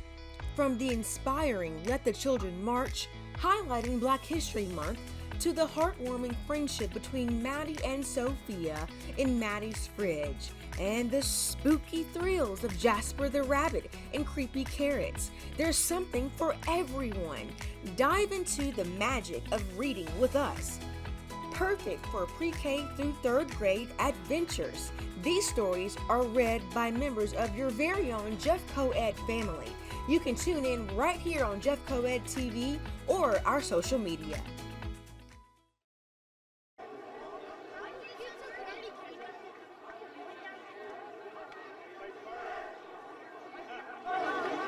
Ladies and gentlemen, welcome back. Your Corner Yellow Jackets. We'd like to take a little bit of time here, as always, to recognize our varsity cheerleaders. Welcome back to Jeffco Ed TV. Scott Griffin and Caleb Turntine here. Also, Raceland Coffee. Cameron Hubha is also here with us. Cameron is a sophomore football player here at Corner. And we're glad to have him here. He has an amazing story. This kid, believe it or not, and he's standing here talking to me like normal, like any 15, 16-year-old kid. He had a stroke in May at Vestavia. So tell us about that night. First of all, we're glad you're with us. Well, thank you. And so that day was my freshman awards day. So the day went on as normal, and then we went to this arcade place in Vestavia, and then I felt a sharp pain in my head, and it just kind of went a little bit bad from there. But God was by my side, so I'm still here. That's amazing. So next thing you know, you kind of fall out. You wake up in the hospital, I'm sure. And what do you remember? You had a lot of teammates obviously rally around you, but tell us what happened. Well, the next thing I knew, I was in the hospital bed, and I felt a tube in my throat. And then that was weird, and I didn't know what was going on or anything. But then everybody told me what had happened and where I was, and then I was just thanking God that I was still alive and still here. So now I'm just blessed enough to be here with the team and just to keep supporting them. What have the months since then been like for you and the support that, obviously this community's been through a lot over the past few months. Yeah. What's it mean to have that community support around you? There's been a lot of support from the community, and bonds have grown, and then just it means a lot to have family and friends with me at all times. It's an amazing story, and you want to come back and play, right? Yes, sir. and just for people to know, because you can't tell any after effects from the stroke right now. No, I haven't seen anything physically nor mentally that I've been able to tell. So obviously your speech is fine. Yes, sir. That's crazy. You're very fortunate. Yeah, God's been by my side throughout everything, so I'm blessed and I'm still here. All right, so you're training for football. What do you do? Do you go to practice every day, or what do you do? I do go to practice every day, but I'm having another procedure here on the 17th. It's an arteriogram, just to get another scan done. Yeah. And then I'll be going, I'll be getting better by that point. Training again, getting stronger. Lifting, yeah. Yes, sir. Your position's what? Defensive back? I'm a free safety. Free safety. Yes, okay. Well, we get to see you next year. Yes, sir. Here, so we appreciate you hanging out with us. Congratulations. That's a great story. Thank you. Thank you. Cameron Huppa, sophomore at corner. And, wow, it's almost like they're playing a prank on us that he had a stroke in May. I know, not in January. Not like last year. Yeah. In May. Spencer Unruh starts off the second half with a little run over right tackle. Picks up a couple. 65. So why don't you keep your headset on for 1 second, and we'll get a little commentary from you. Were you surprised that they didn't run Spencer there late in the second half? Yeah, I was a little bit surprised. Spencer's a very hard runner, and he does everything he can to pick up the extra yards. He's a very strong dude, and he'll do everything he can. Yeah, that's what we've been talking about a lot. Falls forward, it seems. I've seen him work out. Trust me. I've been around him for a couple hours in the weight room, and he's very strong. And he's one of those guys, I'm sure, even in practice, that gets stronger and better as it gets going, right? Yeah, he puts in all the work necessary to get better. He'll put in more work than anybody you'll ever see playing football. So I will say, right now you're up here with us. I know you just want to be a part of the game in any way, so this is a great experience, I'm sure. What's your role been like with the team, and how are you getting back involved, whether that's just hyping people up or actually being out there on the sideline? I've really kind of been almost like a cheerleader, just doing my best to support them. Here's a good play. There's Unruh. Touchdown! Going for the touchdown. How about it? Coffee, just a swing pass to Unruh in the flat. He makes a great cut. Watch it coming up here. And this is all Spencer Unruh. That is a great way to clear out the defense. They had several go routes, secondary drop back. There was so much space for him underneath. And then once he made that one tackler miss, kept his balance. We've talked about his strength. Kept his balance. Probably let out a lot of frustration from the first half on that catch and run there. Big play to get corner back into the lead. So Cameron Huppa brought a little, there's the 2-point conversion. It's good. That fooled everybody. And so they get that number looking back right to 13-6 with a 7-point lead over Wenonah. We'll take a break. You're watching Jeff Coed TV.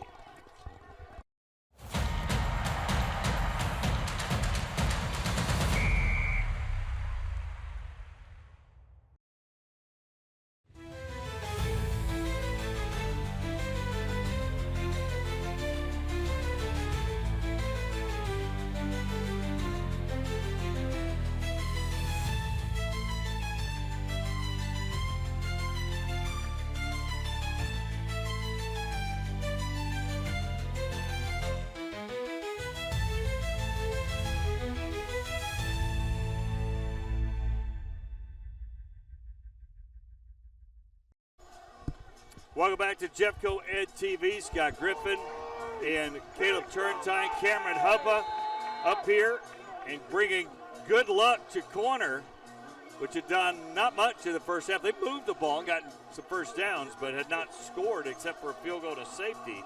That was a gift, but they score on that swing pass to Spencer Unruh. I didn't catch the yardage. 49. 49 Their yards. longest play in the first half was 14 yards. So, 49-yard pass, Coffee to Unruh. There's Farnes. C.J. Brown on the tackle. C.J. Brown, as you heard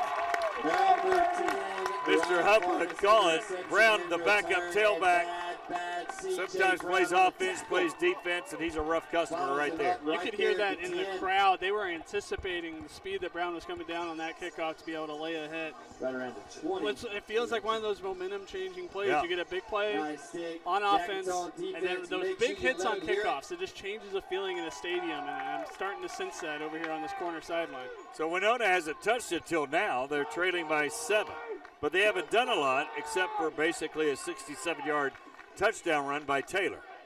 They throw an out pattern there. And again, it's hard for us to say. We don't know him. Look, it looks nonchalant a little bit, but his football is low. His footwork's a little on the lazy side, and I bring that up because he can't catch and run with it. Yeah, and I think that's...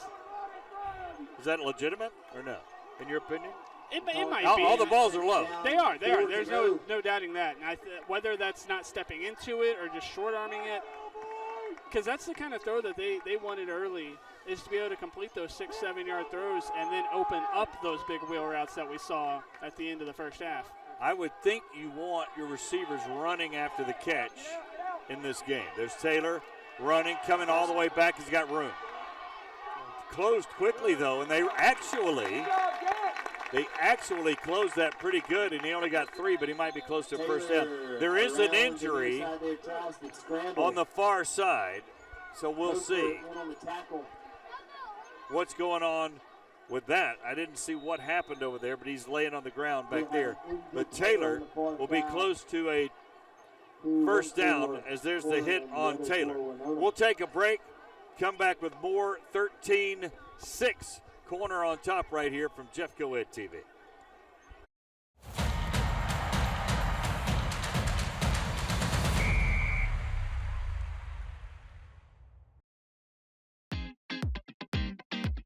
Welcome to Corner High School, where we exemplify Jacket pride every day. Let's go, Jackets!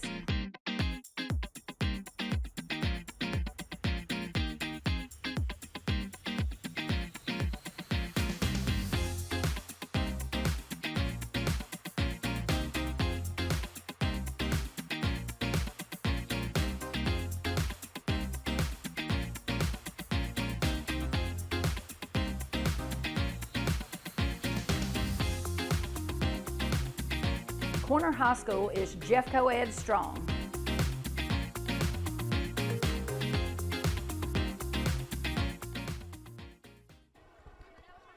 Welcome back, and Will Cochran, the defensive end, is the injured corner Yellow Jacket. We'll keep the wide shot, obviously, a very concerned crowd here. He's had an ACL injury last year, but they're going to help him up. Let's see if he puts weight on it.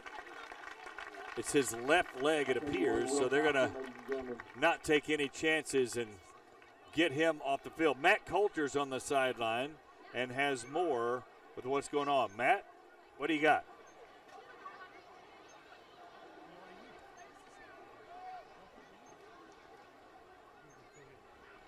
You got it? Take a look at this crowd. Corner supports the Yellow Jackets, and how. This stadium is absolutely packed. My best guess is this unincorporated community probably has less than 1,000 people. I think they're all here. So, Scott, Caleb, as the old saying goes, who's managing the general store? Yeah. And B, baby. 1st and 10, Wenonah at the 30. Stood up there, but still on his feet. Another tough run, Jamar Lee. He got away from the initial wave, and then Jacob Odom wrapped him up and Amazing he got a couple of yards. Yeah, that was one of those plays. Taylor was out of the game. His helmet came off on the last play, so he had to sit out a play. And you could tell corner said, you're going to run the ball. We know what you're about to do. Your starting quarterback is out. And they met him in the backfield, but you're right. That's a great effort to just come away with 1 yard. Carlton Cherry was the guy that took the snap, and obviously Taylor is back in. 4 wide receivers set. Jamar Lee flanked to the left of Taylor. Taylor drops that time. Again, got it blocked. I don't know if coming in hard off that corner, Tanner Lane looked like a linebacker on a blitz. So 3rd down and 9, and Trent Chapman is bringing some heat now. It looked like he tried to pull it back at the last second. That's one of those plays where, especially in college, NFL, replay, you teach your guys to fall on that ball no matter what, because that very easily could have been a fumble with the way that slipped out of his hands. 3rd down and 9.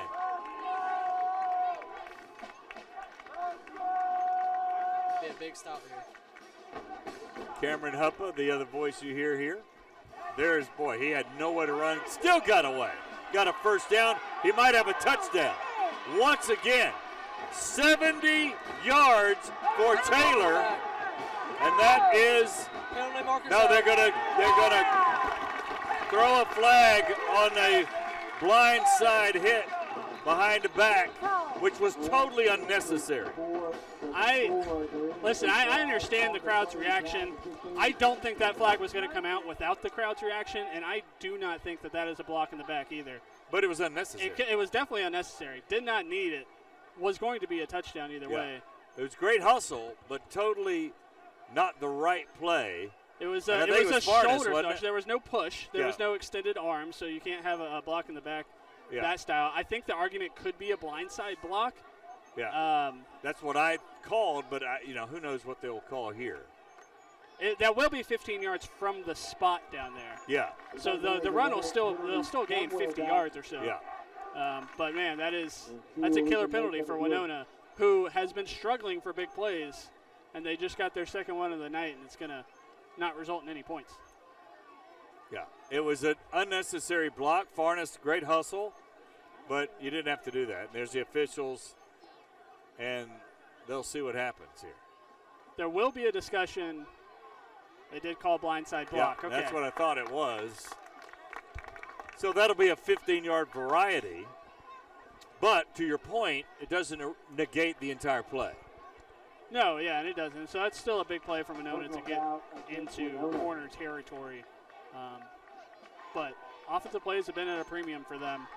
And that's certainly a teaching lesson. And it's one of those things you're thinking in your head, maybe you need to lay a block. You need to help your quarterback out. But you also have to have a sense of what's happening. And by the time that block was thrown, he was already inside the 10-yard line. Yeah, it just was not the right play. Taylor shows you his elusiveness. He was completely covered, got a wall of blockers, and was gone. Taylor's going to do it again, left side, wide open. Makes a man miss, and he's drugged down now at the 20. What was preparation like for Taylor's talents this week for your guys? There's been a lot of open field tackling, working in practice, and just getting the fastest guys we can out there to run them with the ball, catch the ball, the best guys we can. His helmet keeps coming off. That's one thing they need to solve. Keep wasting plays with his helmet. Looks like he kind of got sandwiched between a couple of tacklers there. Fortunately for the Dragons, they picked up the 1st down, and instead of second or third down, they can have a backup quarterback in there to hand it off on 1st and 10. So it's just inside the 20. And again, Cherry is in there with Lee to his right. Handoff, Lee, and stop. To your point, you're going to kind of key on him, and Odom again right there, number 50, with the tackle. 2nd out of 10. Maybe 11. They lost maybe a half yard. Now Taylor coming back in.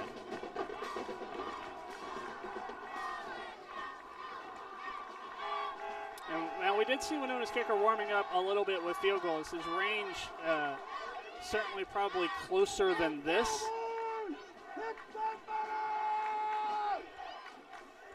but a field goal isn't out of the question on this drive if they get closer. Handoff Lee again. Big hole opened up over there, spinning inside the 10. Did you see that hole open up by that left front of the line? You're talking about Josiah Yerby, Jacob Miller, Wandarius Bell, that left side. Just a gaping hole in Corner's defense. That's what comes from defenders locking in on a quarterback who's run the ball so much.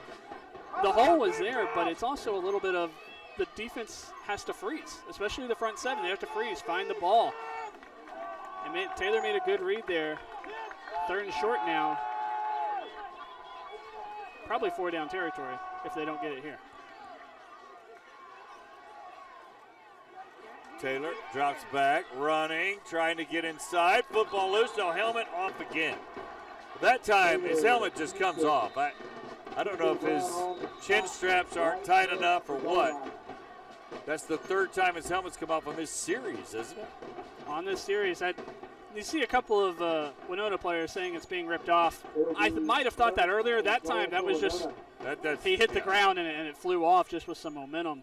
Make sure you follow Corner Community Park. Yeah, they're not ripping his helmet off. He's got to tighten that thing up. If I'm the coaches, I'm probably giving him someone else's helmet that knows how to stay on. So how was the atmosphere for this game? Again, talking to Cameron Huppa, coming back from a stroke in May. He's on the football team. He'll play next year as a sophomore. You'll be a junior, obviously. But what was the prep like for this week beyond prepping for Taylor? Obviously, region game, both teams undefeated, pretty big. It's really just been a lot of trying to get our defense to, get stronger and get better. Just like any other week, just getting stronger, faster, just playing harder. How has the program, the feeling around this football program changed in the last couple of years? Obviously, last year with the region title. Corner is suddenly a 5A program that's on the map that people need to be worried about going into November, and that was something no one would have thought 5 years ago, especially a decade ago. What's it been like to be a part of? Yeah, everybody's, in the past doubted this team, but the past few years they've done so much and gotten so much better. Part of that's due to Coach Campbell. And we spoke about that pregame, what Coach Campbell has been able to do in his short time here. 1st down and 3. Lane, I should say. Lee, I should say. I'm having trouble with names tonight. Jamar Lee with the run, but a great defensive pursuit. C.J. Brown right there. Yeah, we talked about his name right. C.J. Brown averaging 15 tackles a game. Yeah, he's kind of absurd on a high school level where there's not I think he had snaps. 20 last week, didn't he? Yeah, and that's what you want out of a middle linebacker.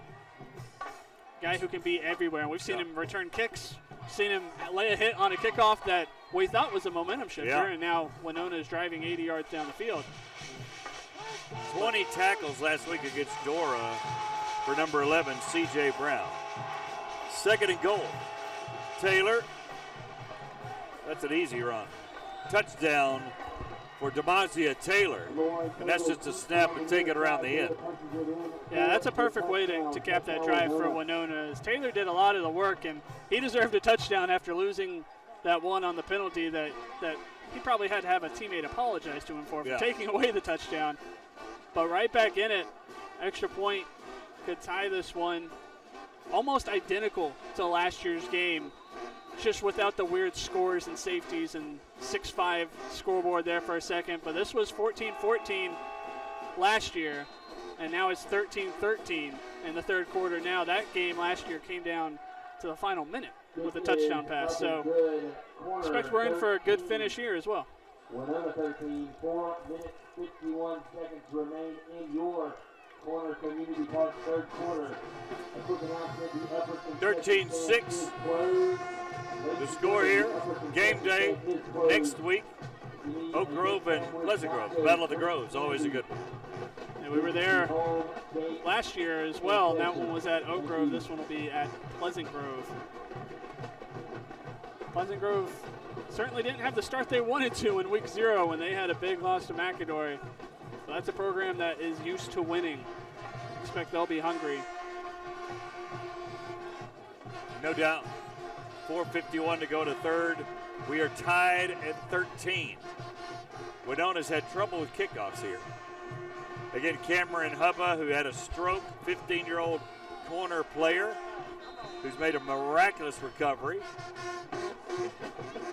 and has no after effects that he can figure out, is up here hanging out with us at the stadium. And that's some good coverage by Wenonah, as Corner still has pretty good football position at the 34. Unruh with a very short return.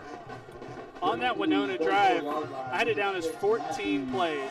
Wow. 82 yards, took 5.5 minutes. If I told you that kind of drive was happening tonight, I feel like everyone would have had money on it, that being a corner drive, not a Wenonah drive.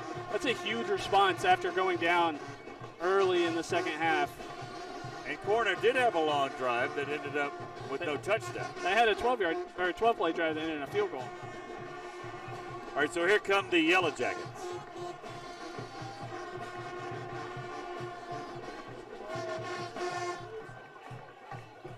Coffee again. Whistle. And illegal substitution. Corner. Delay a game.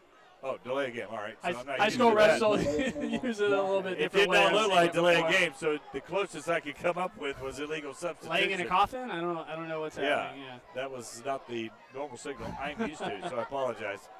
1st and 15.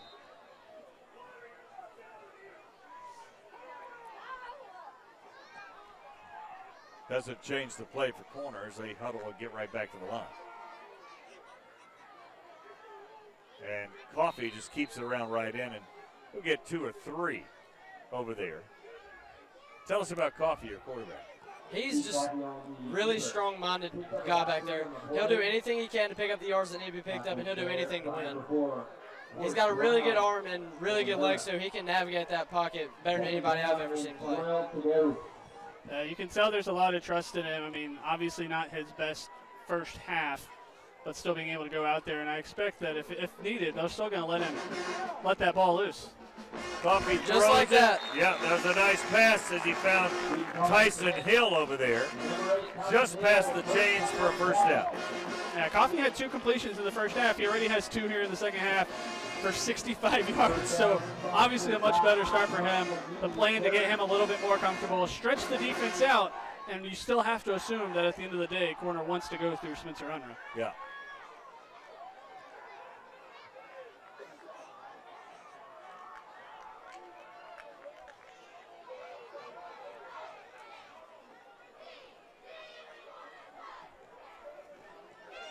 (13-all). Game tied here in the third, as tight as we thought it'd be. Unruh up the middle.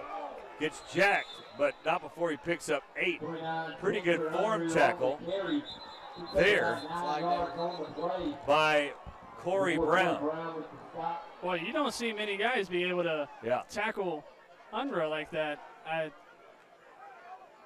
And they may call a unsportsmanlike conduct here against Unruh. We'll see. Yeah, it looked like Wenonah players left the huddle clapping after the play. Yeah, Unruh kind of got a little extracurricular activity on that. But I thought it was unsportsmanlike conduct. And that was after the play, so it will be second down as well. It's funny because it's almost like Unruh didn't get the kind of treatment that maybe some other running backs do because he had the size advantage. Typically, if you see a linebacker or a safety pick somebody up, that can be called a personal foul for driving somebody into the ground at the high school level. That's actually not allowed, and that one is, he got lifted off the ground, but he wasn't really driven into the ground because he was the bigger guy.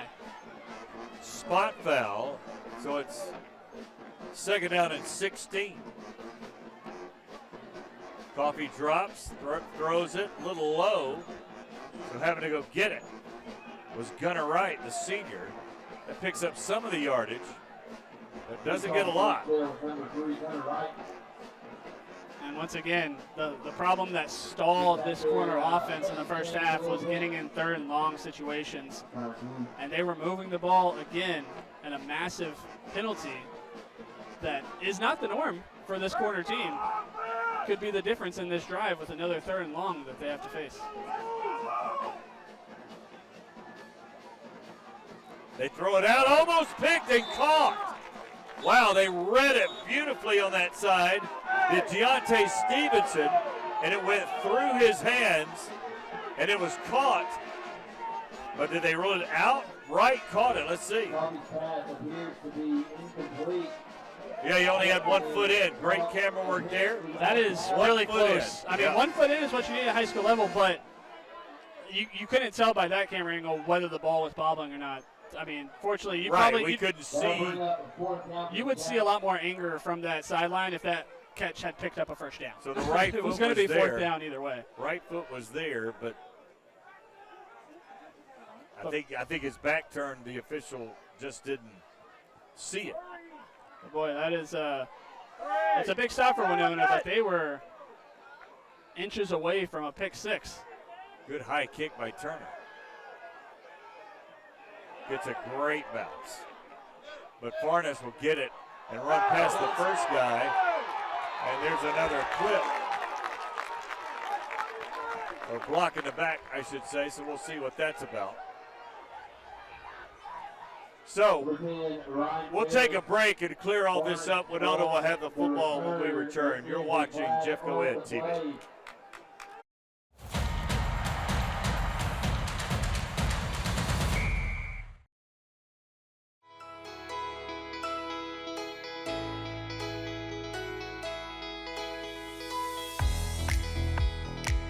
Are you ready for a fun-filled journey through some of your favorite stories? Join us with Jeff Coed's Storybook Adventures. From the inspiring Let the Children March, highlighting Black History Month, to the heartwarming friendship between Maddie and Sophia in Maddie's Fridge, and the spooky thrills of Jasper the Rabbit and Creepy Carrots. There's something for everyone. Dive into the magic of reading with us. Perfect for pre-K through 3rd grade adventures. These stories are read by members of your very own Jeff Coed family. You can tune in right here on Jeff Coed TV or our social media.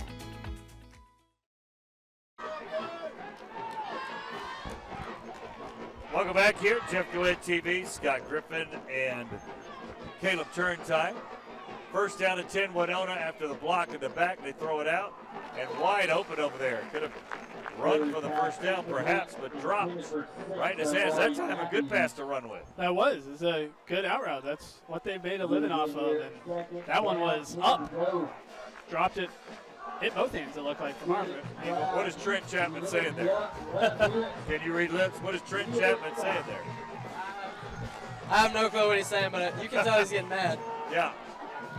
Coach just got to be better on that. He didn't want him to be that wide open. It doesn't matter if he dropped it or not. Definitely too much cushion. Second down and 10. Not when you back him up here with a penalty. Taylor going is a gift. Almost a pick.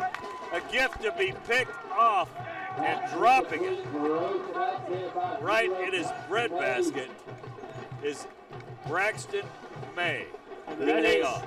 That's a play that Taylor is going to need to get better at. He went through multiple receivers and thought that there would still be a guy over there, and he had stopped his route, was standing still, made it easy to jump. Both teams have dropped almost a certain pick 6 in the past 3 minutes. Third down and 10.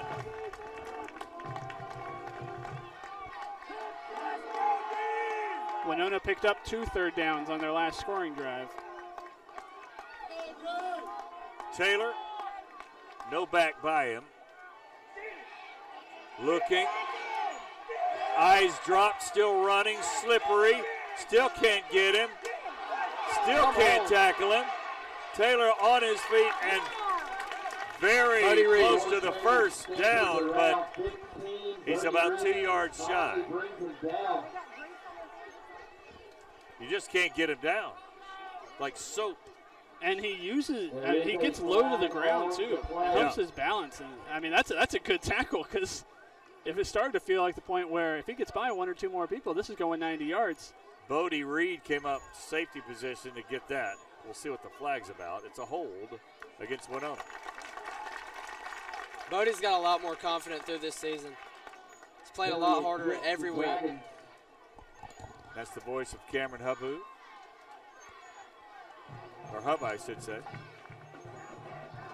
So, is it 4th and 2, or do you take it and back them up? I think with the way this game has gone, there are a lot of places on the field where I think you take it. But They're this gonna leave deep, it. All right. they're not thinking about going for it. It's actually 4th and about 4 or 5. His knee was down earlier. So with the kicking game of Wenonah as well, although they had a good punt there last time.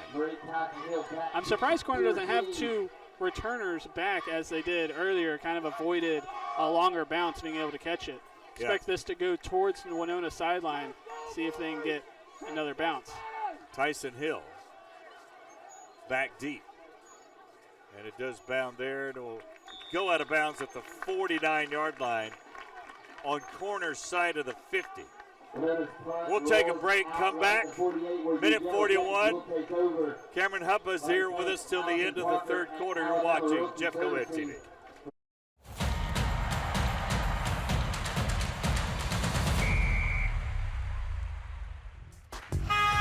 Certainly we need more drivers, but we need folks more than that who want to make a difference. It's the best job in the world. Bus drivers are doing a tremendous job in receiving kids each day with a smile, sending them home each day with a smile. All right, Corner ready to go. Spencer Unruh left side, and he's dropped. Maybe got to the line of scrimmage, maybe a football length for his carry. How many is that for him? Not sure. A lot. We'll add them up. 2nd down and 9. That was carry number 20 right there. So after 10 in the 1st quarter. So equaled that amount from 2nd and 3rd quarter as we're running out of time here in the 3rd, as you can see. Corner being deliberate now, probably a good idea. Let their defense rest. They have played better when they're deliberate and run the football between the tackles. They do it again. Unruh inside. And he is all the way to still on his feet, and the lineman just pushed behind him. He'll do anything to pick up those extra yards. So 17 yards on that run. That is his longest carry of the night. Obviously, the touchdown catch was a little screen pass. Let's give him 16. They mark it at the 34. Still his longest run. Yes.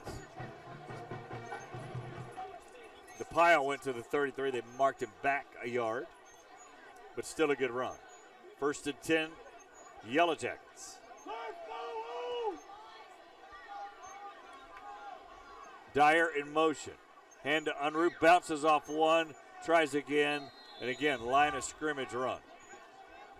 1st down play, they're going to pick up no gain. 2nd down, they'll do it again, 10 yards to go. All right, we're going to have the end of the 4th quarter. Cameron, thanks for hanging out with us. Thank y'all for letting me be up here. We appreciate it. He wants to go hang with his girlfriend. I don't blame him. I get it. We're not that much fun. Miraculous recovery. You're blessed. And we'll look for you out here next year. Well, thank you. Appreciate it. Cameron Hubba, the Corner football player, he'll be back next year right here. We'll take a break, come back with more. You're watching Jeff Coed TV.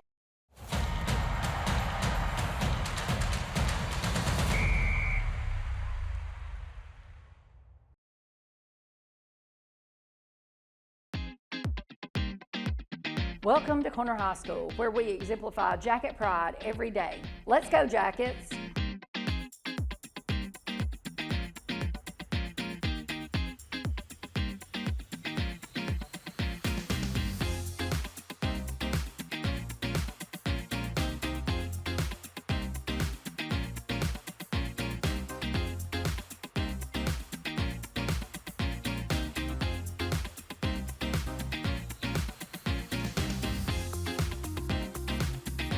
Corner High School is Jeff Coed strong.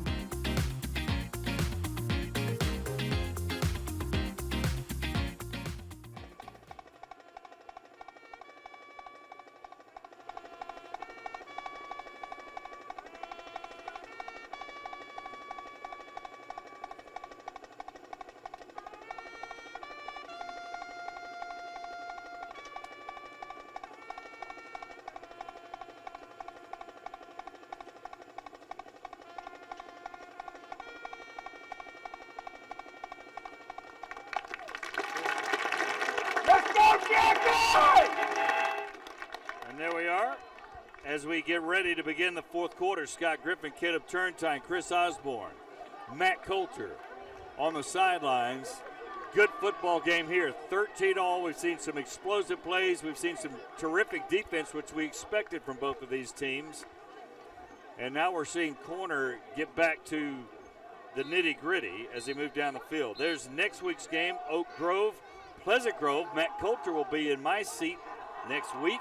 Caleb Turntine and the regulars will be here as well. The Battle of the Groves at Pleasant Grove next Friday, right here on Jeff Coed TV.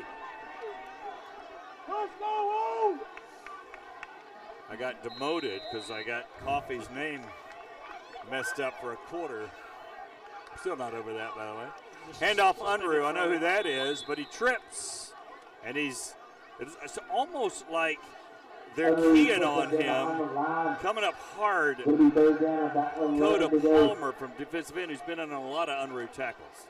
Yeah, and Unruh, that's his fourth carry of the second half for either 1 yard or less. Fifth if you count a 2-yard run earlier too. Obviously the big play on offense for Corner came through Unruh, but Wenonah has done a good job of slowing him down in the running game, almost giving a formula to future teams maybe on how to slow him down. Nicholas Howard with a look of concern even with a 2-yard loss. 2nd and 12. Coffey, he's got room to run. 35-30. Beeline for the sideline, and he is very close to the 25-yard line, about a yard shy of the first down. Chris Osborne on the sidelines. Chris, what do you got? Hey guys, you brought up a valid point. Andre's been doing the yeoman's share of the work, but just right on cue, you saw that the quarterback was able to get some yards there. So it's interesting to see how this offense is going to, get this ball moved around to some other folks. Maybe a good look at what we might see in the future. But right now, like you said, definitely a defensive ball game. These teams are really holding each other, sticking, making good tackles. Back to you. Dyer in motion, hand to Unruh, makes one man miss, spins, bounces around like a pinball. Bumper pool for Unruh, take a look. That's what we've been talking about all game. Those kind of runs make a difference. He was stopped before the first down marker, and that was about to be a turnover on downs. He fought through it. That might be the 5 biggest yards of the game, depending on how this drive turns out. First down run, yeah, just to churn that out for Unruh. But again, that's his style. That's what he does. C.J. Brown now. They've run this a little bit, the starting linebacker, who is the backup tailback, but many times the lead blocker for Unruh, but usually on the corner. Let's see. No, they hand to Brown this time. He runs inside.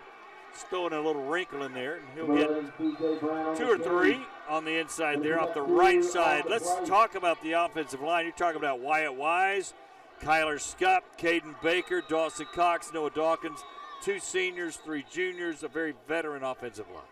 Yeah, and it's this kind of offense that you need to have an experienced offensive line. That's run blocking is not. I mean, pass blocking isn't easy either, but run blocking is just a little bit dirtier down there, and it takes a lot of effort, and it not great for your knees, and it's a lot of work.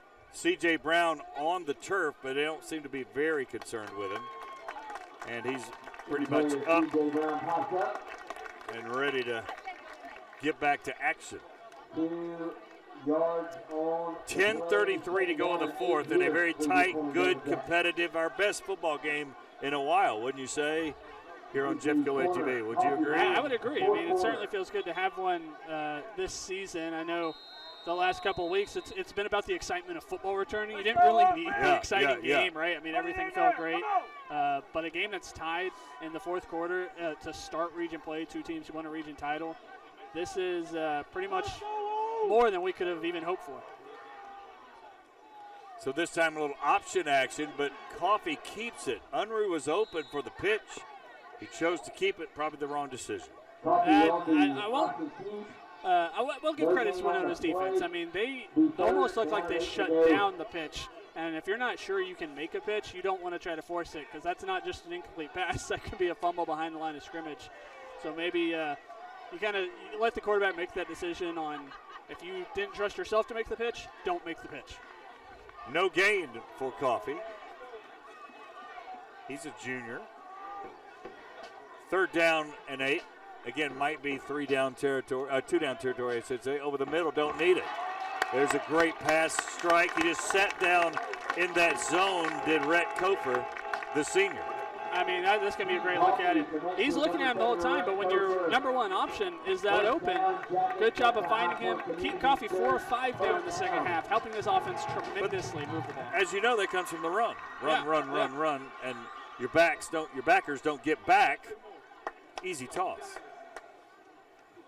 Koper, 2nd or 3rd catch of the game, if I remember correctly. 13 all, 9:08. 1st down and goal. Handoff Unruh, right side, breaking in. He's in, baby. And boy, give it I think to him. He was the football loose? 49 on the carry to the goal line. Wow, he is right at the goal line. I don't know if we have a camera down there, but that's a good run by Unruh, and it looks like from here about a half yard. Once again, it's one of those things where you also give a good look. Winonah's defense credit for pulling him back. I think he did lose the ball. I think it was down already at that point. Yeah, that was close. His knee, he was over. His knee was over, but not. And that is going to be an interesting call here. Yeah. I saw a false start, but as always, you're going to have people pointing both ways. And they called offsides without a discussion. I don't know if he can move the football, but an inch or two. Clock running at 8:16. Play number 13 of this drive that started at midfield. Another false start by Wenonah. It's a point where you can't move the ball. Number 3, I believe it's 3. Yeah, that becomes unsportsmanlike conduct. Yeah. But again, where are you going to move it? Yeah. And then 2 unsportsmanlike conducts can't get you kicked out.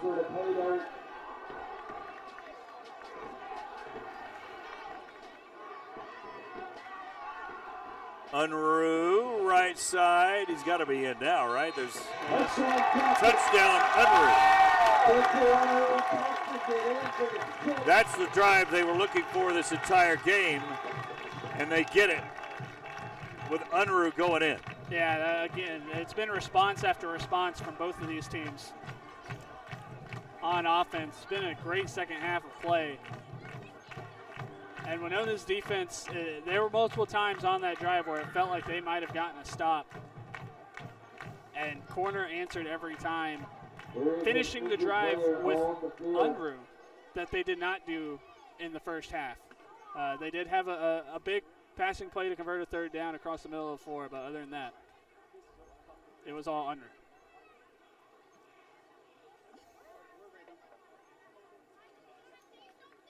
Jeff Coed tonight. There's, of course, a couple of games last night we saw. Minor 3-0 under Adrian Abrams. And Gardendale obviously struggling a little bit this year, but when you're playing Parker, many teams struggle, and that was a tough loss for them last night. But we do have some scores happening around Jefferson County, or at least including Jefferson County teams tonight. Mountain Brook led Hueytown 21-17 at halftime. That's one of the few non-region games tonight. McAdory was trailing Northridge 17-7. Clay Chalkville up on Pell City 24-6. Shades Valley trailing Oxford 21-0. That was a halftime score. Center Point down 35-12 at Lincoln to start region play. Pleasant Grove and Fairfield, that was a tight one early on. That was early in the second quarter. Last score we saw was 7-6, Pleasant Grove leading. Then Homewood had a 7-0 lead on Moore Majoran as well. We're continuing to check out some scores. If we get any finals, we'll make sure to let you know. But this game might be, so far, not jinxing things. It's going probably a little bit quicker than any other one. Another 2-point conversion. Helmets fly, and they'll get it. So, are you surprised a little bit not kicking the extra point with the kicking game of Wenonah? Possibly. I think maybe you might be thinking, if Wenonah scores again, you don't want to give them an opportunity to go for 2 and win, and I like that. That's a mindset of playing to win, not to lose, right? So, it worked so well the first time, why not try it again? All right, don't miss live coverage of Corner Classic Volleyball Tournament here on Jeff Coed TV tomorrow morning. Chris Osborne, Jackie Paulson will lead you through the action. The first match is between Cordova and Corner coverage starts at 9:45. So I guess Rocket and the guys are going to sleep in the gym. Is that what's happening? Is that Stay what out you here, guys why are not? doing? They got the hotel. I wasn't even invited to a at the sleepover. corner. Huh? I wasn't even invited to a sleepover. Yeah. I didn't bring my stuff. We're all staying at Jake's house in Gardendale. That last drive from Corner didn't match the 14 plays from Wenonah. Just fell just short. 13 plays, 6.5 minutes. But they've had 2 12-plus drives, and when they've done it, it's mainly the run, 75, 80% of the time. Yeah, and that's gotten 10 of their points. Or I guess 11 of their points, 2-point conversion. So those drives have been huge. Wenonah had an answer. Now suddenly it's, instead of being in control or your defense being out in the field, you're down 8 points, and you look up, and there's less than 8 minutes to go in this entire game. Wenonah's in a spot where they need to show some urgency that they really haven't shown so far tonight. Turner to kick. Short kick this time. Fumbled at the 20. Can they fall on it? He does get it, and he's going to go nowhere. Bamboozled at the 11. And that's the kind of play you can't have to start if you're Wenonah. Amari Matthews with that blunder. And again, it's one of those things. He's been kicking it deeper. Every other time. That fell 10 yards short of his last kickoff. You're trying to catch it on the run coming up, spiraling a little bit different. And that's a tough play to make. But that's why you have your hands guys out there on a kick return. You expect to be able to field that cleanly. They're probably lucky to keep it. 7:41 to go. Scott Griffin, Caleb Turntine, Chris Osborne, Matt Coulter. Bringing you one of our better games it's been in a while. 21-13 Corner. Our desk looks pretty clean. Yeah. Compared to most weeks. Don't look at my notebook, but. Yes. And here comes the crowd, who have really been wanting to have a moment to really get up and cheer for. Taylor at quarterback. He can go 90 if you don't watch out. Taylor under pressure. Still escaped. Still on his feet. As he breaks free. 20, 30, 40. There's a flag down in the back, and we'll see what that's about. Boy, I can understand the frustration on Wenonah's sideline. It's starting to feel like any big play they have comes back for a flag. Again, that's going to give him a 13-yard gain where the flag is thrown. Taylor just cannot. He's so slippery. It's a hold against Wenonah. It'll be a hold against Wenonah. Hold against Wenonah. Looked like it was on the wideout as he broke free. Yeah, I didn't see the exact one that was called. I did see the corner players react when it happened. Ended up being half the distance. The flag came from Wenonah's sideline. Yeah, had to be a perimeter player, I'm guessing. Or could have been anyone with how long that play happened. Could have been a offensive lineman who got down the field at that rate. So football at the 13-yard line. Taylor looking, throws, and has his man on that far sideline. He got a foot down. Right there in front of May. No, do they call it? Incomplete. I thought he caught it. Do we have that again? Jake? No? I thought he caught that ball. Yeah, Wenonah's sideline is getting more and more upset, and I got to say, I can't blame Here it him. is.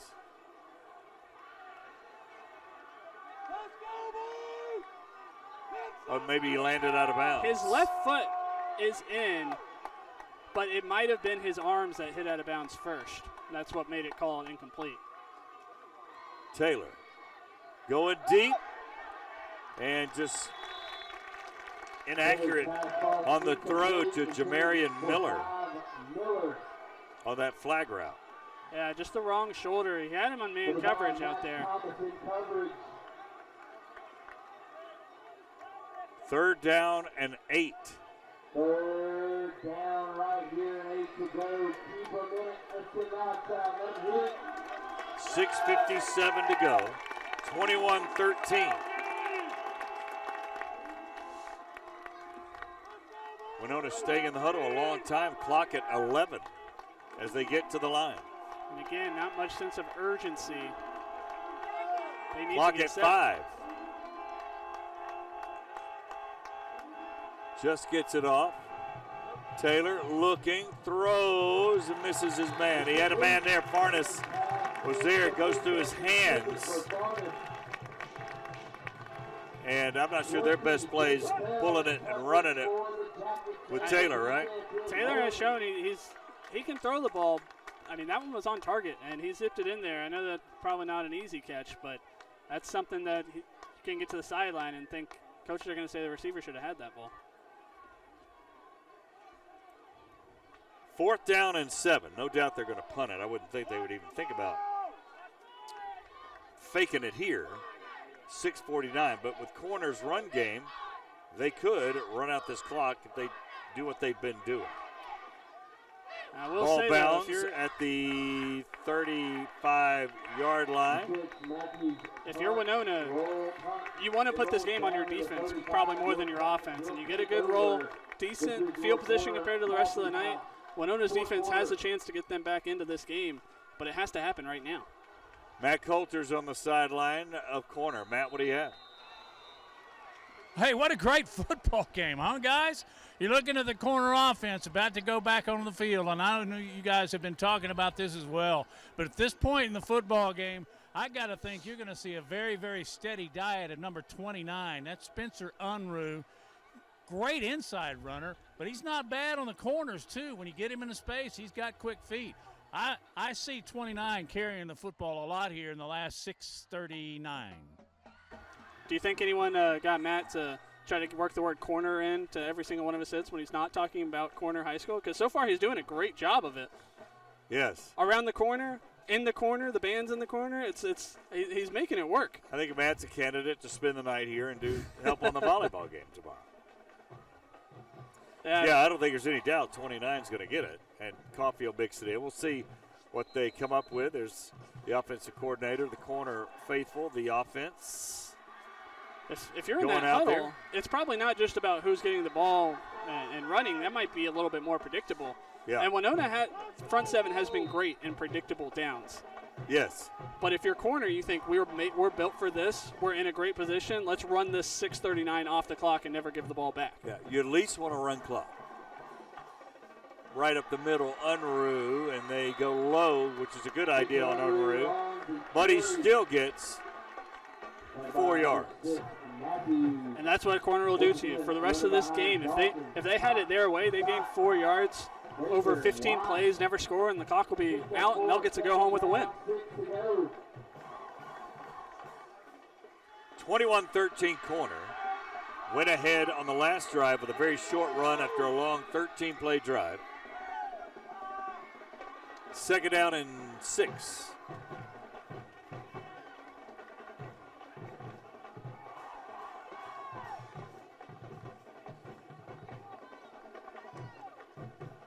And again, Unruh cuts inside, and he'll get a couple. Nice kick-out block there, try by Josiah Yerby, the left tackle, but the Dragons were there to pick it up.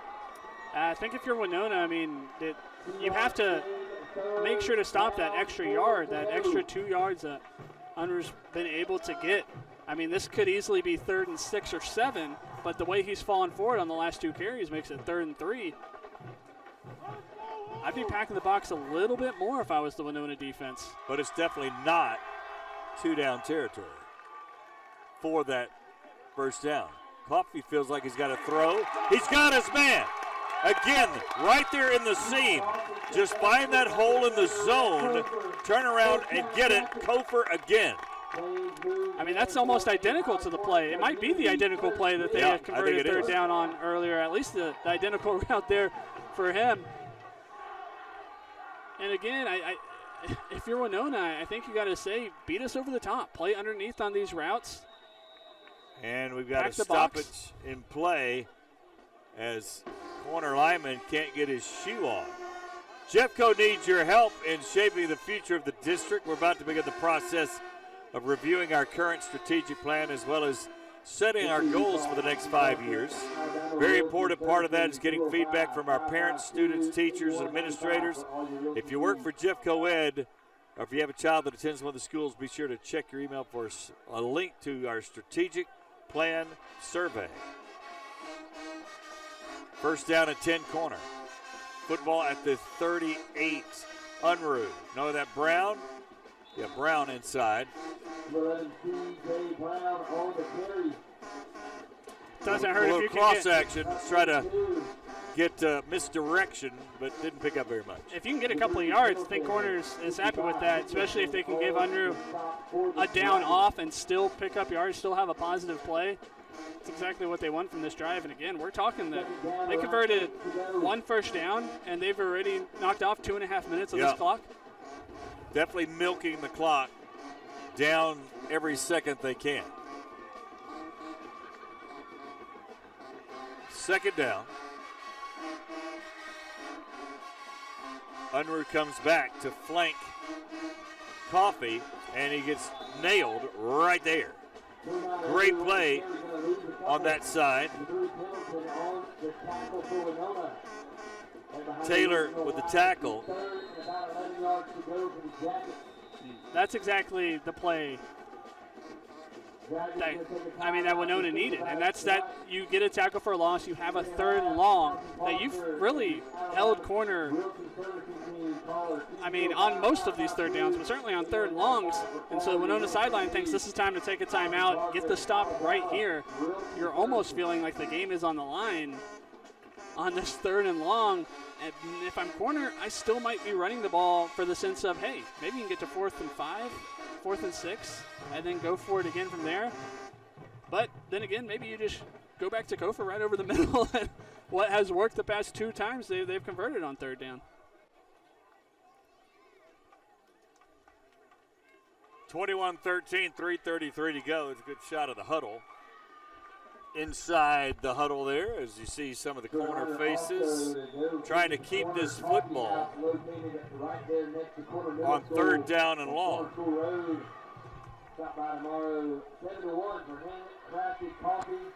So they can run it under 3 for sure to probably about 250. The question is, do you kick it and deaden it somewhere, try to, inside the 10? You certainly don't want to run a play around the 40 if you don't get much going on here. We'll see. 3rd down 11. Unruh fakes it. Coffee falls down, and he's not going to get much. Not even to the 36-yard line. But again, the clock will be about 2:45. They might let it run and call timeout with a second to go. We'll see. Or they may just go and save that time. Make the decision. I could see them lining up and trying to get an offside penalty, but again, you're probably not going to get an aggressive defensive line jump here. I think you're probably right. You'll probably see a timeout, the play clock down. I believe Wenonah still has 2 timeouts in their pocket as well. That the crossing route over the middle has worked really well. I might would have done it there again. I might do it here. Yeah. But you give them the ball near the 40. If I'm thinking of what my defense has done against Wenonah, it's that it's 2 big plays for the most part. And if they're going to have a big play, that could happen just as easily from the 5-yard line as it could from up here. You have a chance to win the game by converting it. And the only reason I'm hesitant is this is 4th and 8. If this is 4th and 5, I think it's 100% you go for it. Yeah. 4th and 8, I think they're going to kick it away. Just my guess. We'll see. They're on the 36, so it's precariously close, but if you just, and corners kick it away out of bounds even, you'll get something. But that's a difficult kick for high school. It is. Their average punts roughly been 30 yards in the air. They had a 28-yarder earlier, which honestly you'd probably take right now. You'd take a 28-yarder. But then they've also had a 37, a 39, and a 48 with a bounce. I don't know. It's a tough decision. I think when I'm on the edge, I'm usually inclined to go with the aggressive call, go win the game. That's easy for me to say when it's not my team and there's nothing on the line for me in personally. high school especially, yeah. Right. High school's a little bit more conservative. But they do have the offense out there. They might try to get him to jump off sides here. No, wow, they're running a play. Coffee going over the middle. He's got a man open. Diving catch. How about that? Unbelievable call and catch. Gunner Wright to seal it at the 1 yard line. That diving catch was unbelievable. I thought he overthrew him when that ball came out of his hand. And again, we saw the play underneath, and Wenonah stuck with it. And honestly, it was good coverage over the top as well. He slipped a little, but that had to be a perfect throw, and I think he caught that ball. I mean, it was never going to be a replay or overturn or anything, but that is a great catch, a terrific throw, and now they are a yard away from truly sealing this game. What a clutch play. Coffee to Gunner Wright. This is just icing now as Unruh gets another touchdown to make it 27-13.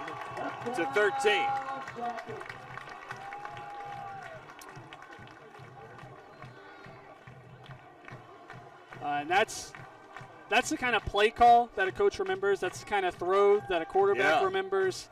That's just – we talked about Keaton Coffee in the first half. He struggled, 2 for 12 in the first half, 10 passing yards, missed a lot of throws, nearly had a pick 6. He struggled. In the second half, he is 7 for 8 for 133 yards and a touchdown. That's a turnaround that I don't even think Coach Campbell could have predicted at the locker room. We kept saying, why aren't they running it more? Why aren't they running it more? They continue to trust Coffee, and he delivered in the biggest moment of the game. Wow. Just as he did in this game a year ago when he threw a game-winning touchdown pass in the final minute.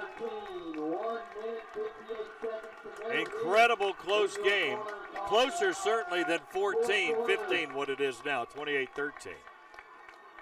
With 1:58 to go. And just a gutsy call by the offensive coordinator and Trent Campbell giving him those keys to do that on 4th down and 8. You were making me question myself. I'm like, am I crazy for going for it? I want to go for it. And am I crazy? It's normally not a high school thought process, but it certainly paid off there for sure. That play call gets the game ball for me. Yeah. And what a catch by Gunner. I don't think Gunner Wright's had a catch, has he? He had a 3-yard catch earlier. Okay. So a little 3-yard and then a 35-yard to seal it. And he made the catch. Great throw, too. Good throw. Yeah. Not great. Good throw. But Gunner Wright made it look great with that result. I mean, yeah, if it's a great throw because the coverage was there. If you know that the defensive back's going to fall down, you probably lob it a little bit more and you lead him into the end zone, right? But well, the only thing Turner wants to do is not have Farnes or anybody get their hands on it here. So he's going to try to kick it over their head. Farnes, let it go instead of catching it. I'm not so sure I'm not catching that running. Trying your best to have a big play, but he was also a little fortunate. That ball kind of sputtered a little bit. Took a while to get into the end zone. And look, let's say this. And Trent Campbell's getting his team ready defensively there on the 30-yard line or near it. Normally you would say, all right, play conservative, space it out. But I don't think you want to do it too much because your team can't tackle them very well right now in space. So you got to be careful there. I agree. I think you're probably a little soft, but not crazy soft, right? I would probably be a little bit softer coverage, have deeper safeties if this is a 1-touchdown game. 2 touchdowns, I think you still make them earn it, and you're not playing conservatively because you don't want to have that big play all of a sudden. Because if you blow it, you still got a lead, right? Taylor looking, going deep. That's going to be, boy, there's a hold. Wow. Great catch. Farnes got the catch and got away with a hold. Did corner's defensive back. And we'll see. Bodie Reed had a hold of the jersey, still caught it. Terrific catch to work back through the defensive back, who did get flagged. But they picked it up. To 42-yard line now. 1st and 10.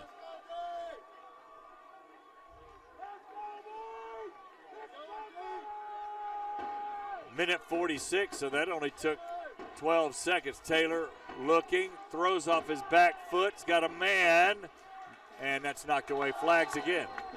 Yeah, another easy Bodie call. Reed again. I think you're going to have flags in the backfield as well.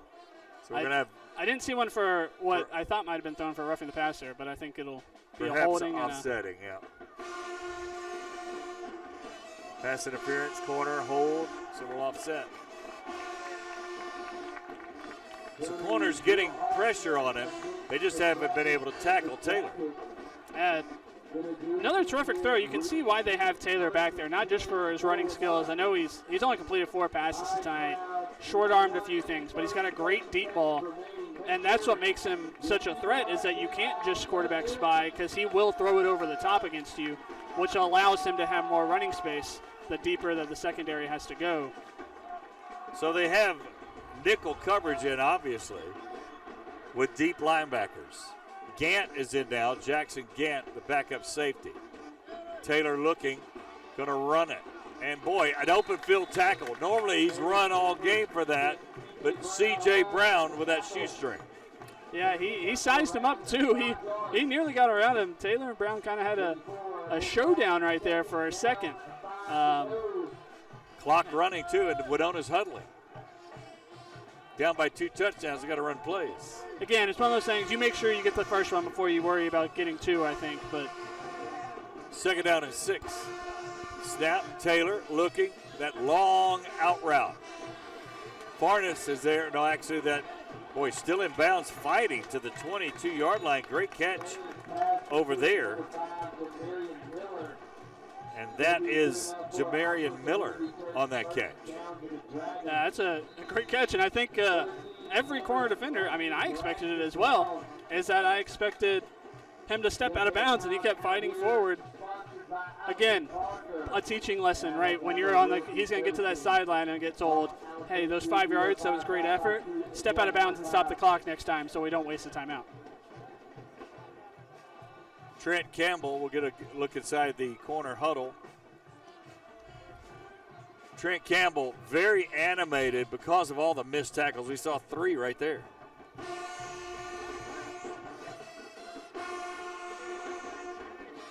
You could see him making his points.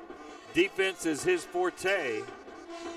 He calls the signals, but he can't be happy with all the missed tackles. Now look, Taylor's terrific, but there's some missed tackles going on too. Well, I think Coach Campbell might say the same thing once this clock hits 0-0, is that the game last year was so close and so tough for them. You know that helped them throughout the season, having that kind of test so early on in region play, and then they wound up getting a region title.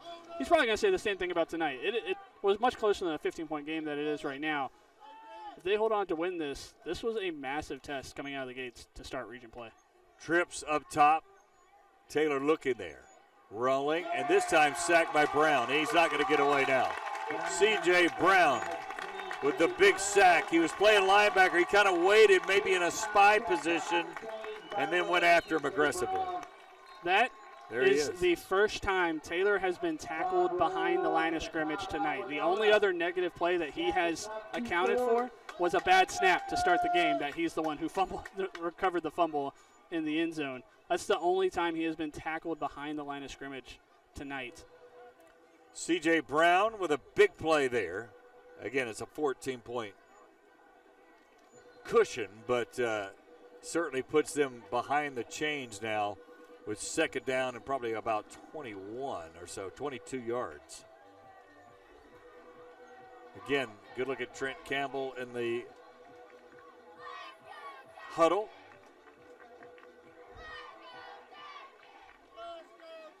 And he wants to get this win and get out of here and be 3-0.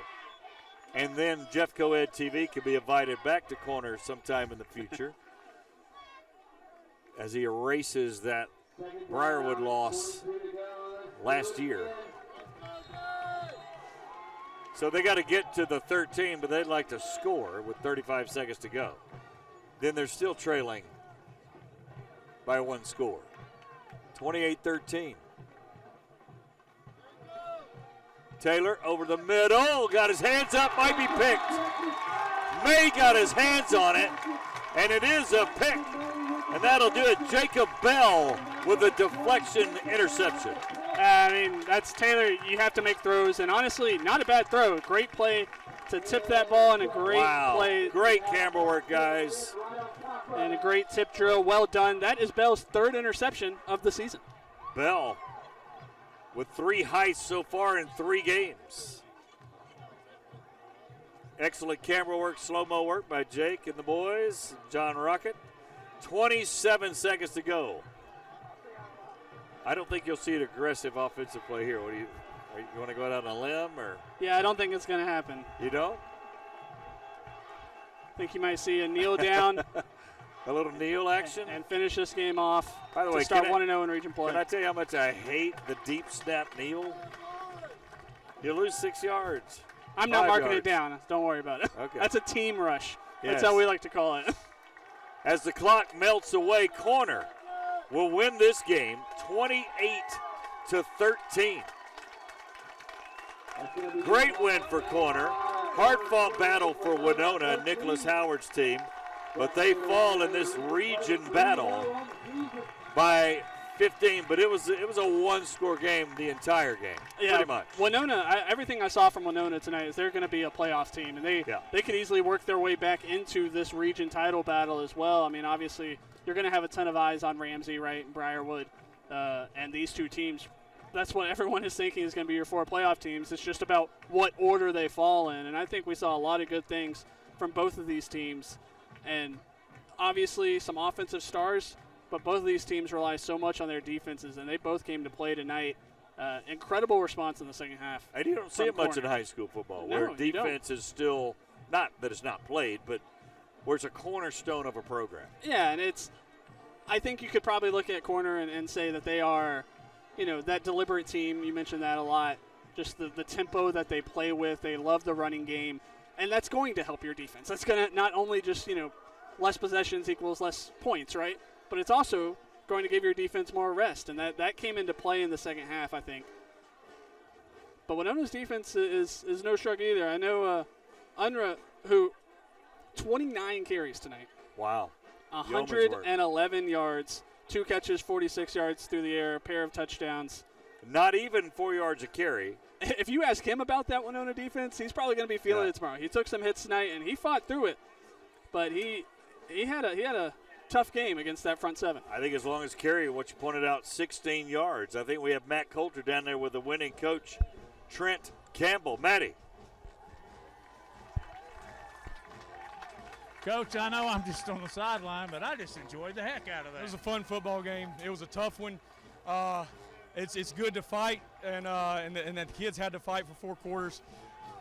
All respect for Wenonah and their kids. They had a few kids that were playing both sides, and they fought the whole game. Just incredible. Tremendous amount of respect for them and their players. 4th and 11. What a call. I asked the offensive coordinator, you want to punt or you want to go win the game? And he looked at me funny. I said, do you want to punt or you want to go win the game? And he said, well, if you put it that way, let's go win the game. So that's what we did. Kid made a great throw. Gunner Wright, the receiver, made a great catch, incredible catch. And, yeah, I mean, let's go win it. You got an inside and an outside guy in 2-9.